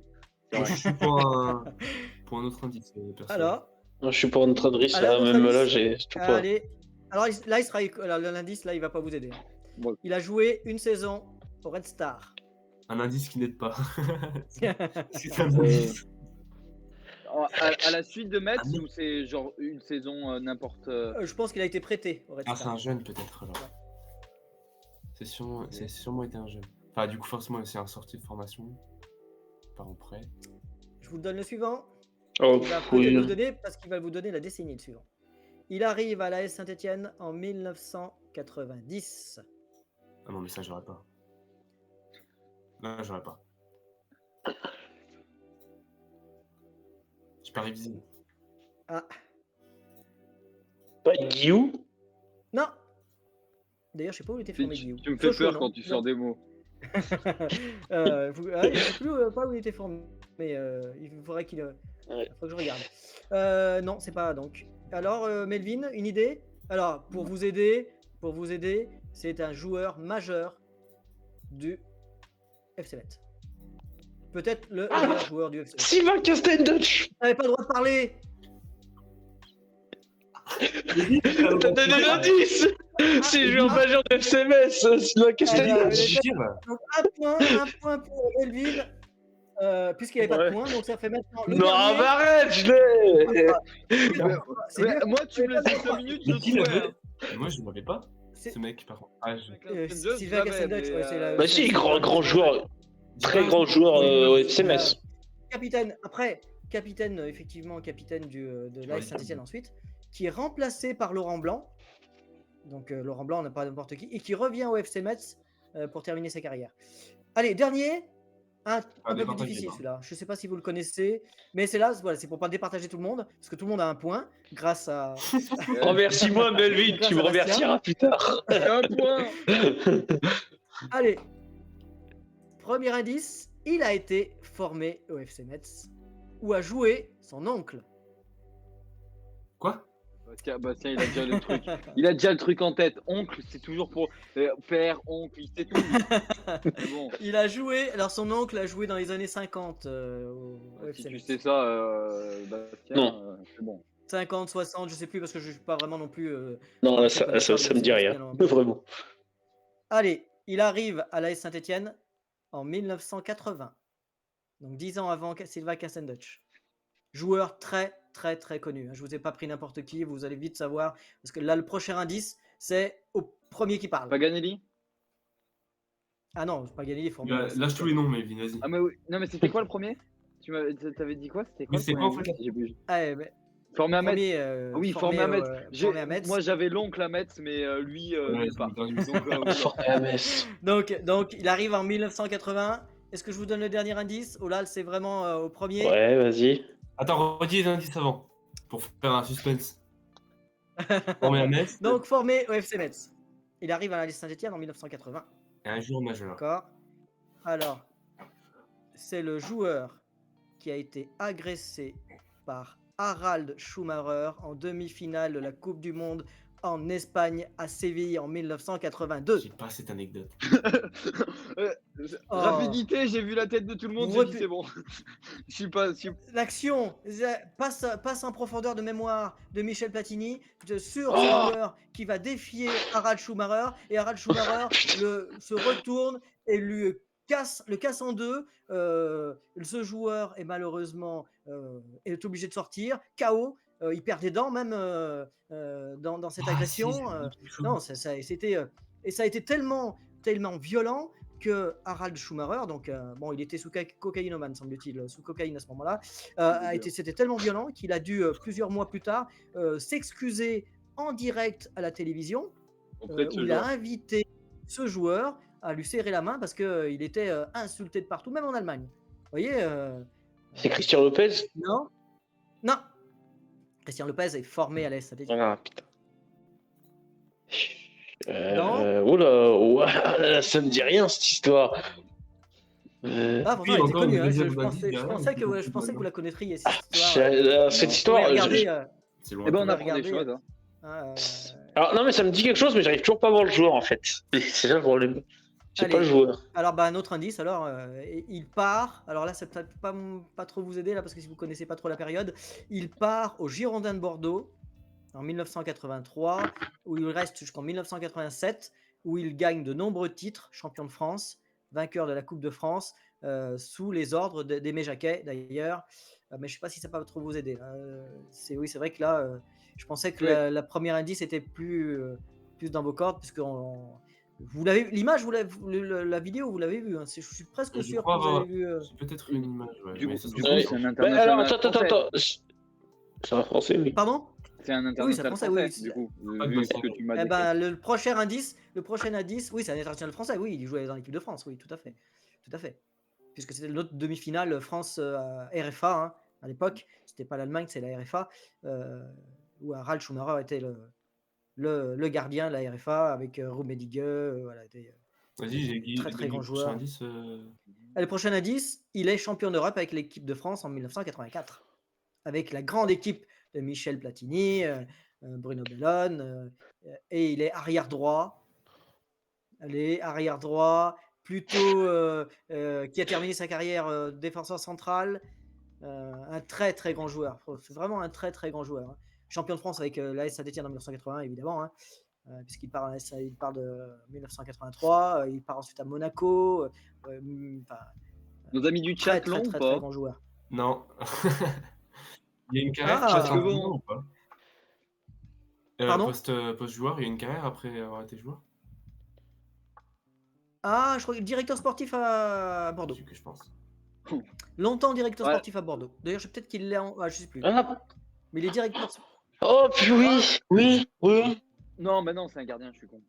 Alors, son nom commence par un B. B comme Bernard, comme Bastien. Son nom. Non. Son nom commence par un B. Je pense que là, Bastien. non mais je pense que là, vraiment les experts en termes historiques de Ouais, non, Saint-Étienne, c'est pas on doit se faire insulter là. S'il y en a qui n'ont regardé le live, ils se disent mais c'est pas possible, j'aurais trouvé une idée. Albert nous déteste à l'heure actuelle. Hein. Albert, je lui donne une détester là. Comment il peut travailler avec ces types-là hein. Putain, je l'ai pas. Son prénom, Patrick. Oh, Baptiston. Même le prénom, on l'a pas, quoi. Baptiston. Patrick Battiston, effectivement. Patrick Battiston. Bah voilà, sur le gong. Ah bah, après, il y a des indices, j'ai dû les inventer. Hein. Oui, Ouais, après tu nous donnais le nom. Hein. Voilà, désolé, Albert, on dessus, là. Et voilà, encore une victoire. Donc, si vous êtes curieux, allez voir cette fameuse agression vraiment. Et le pire, c'est qu'il est agressé, mais dans un truc de dingue, et il s'en sort sans même un carton jaune. Hein. Il est même l'arbitre, un Corver, il s'appelait, n'a pas jugé, même pas utile, carton jaune. Alors l'expulsion qui était alors complètement méritée, mais rien du tout. Et c'est Christian Lopez qui a remplacé d'ailleurs Patrick Battiston parce qu'il est sorti KO. Hein. C'est Michel, l'image que vous verrez si vous voulez, c'est Michel Platini qui est en train de lui tenir la main dans la civière parce qu'il est KO. Hein. Et c'est Christian Lopez qui va le remplacer. Et après, voilà, c'est pour une de ces raisons que cette demi-finale, entre autres, est rentrée dans la légende. Hein. Une demi-finale qu'on a perdue qu'on a perdu au penalty après avoir mené 3-1 en prolongation et qu'on perd au penalty 3-3 et on perd au penalty. Voilà. Donc effectivement, un joueur performant et très pareil mémorable de la Saint-Étienne. Voilà, très bien. Écoutez, victoire, une nouvelle victoire trop de fort. Bastien. Tiré par les cheveux. Au bout du suspense. Celle-ci, Ouais, on mais peut au le bout du reconnaître. suspense. Au bout du suspense, effectivement. C'est plus savoureux encore, c'est plus savoureux. Voilà, franchement. Je vois vos visages, vous êtes dégoûtés, donc je suis bien content. Voilà. Ah, bon, bah Non, écoutez, moi, je suis pas messieurs, dégoûté. et il a eu un J'apprends point des pour une choses. fois. J'apprends des choses et je donne des points sans même répondre. Donc bon. Voilà. Ouais, j'aurais dû gagner bien avant, Mais mais bon, c'est pas grave. Non, bah écoutez, messieurs, sur ces beaux mots, on va se quitter, parce que on a déjà fait quand même un bon temps d'émission. Oui, On c'est vrai. se dit à mercredi prochain pour le débrief du match Saint-Étienne-Metz, en espérant avoir vu une victoire de l'AS Saint-Étienne. Et on fera l'avant-match entre le Rodez Aveyron Football Club et l'AS Saint-Étienne. On se dit donc à mercredi prochain. Merci à tous et salut. Salut à tous. Salut à À la tous. prochaine. Salut. Ciao. Allez les Verts et à À bientôt, bientôt. à mercredi prochain.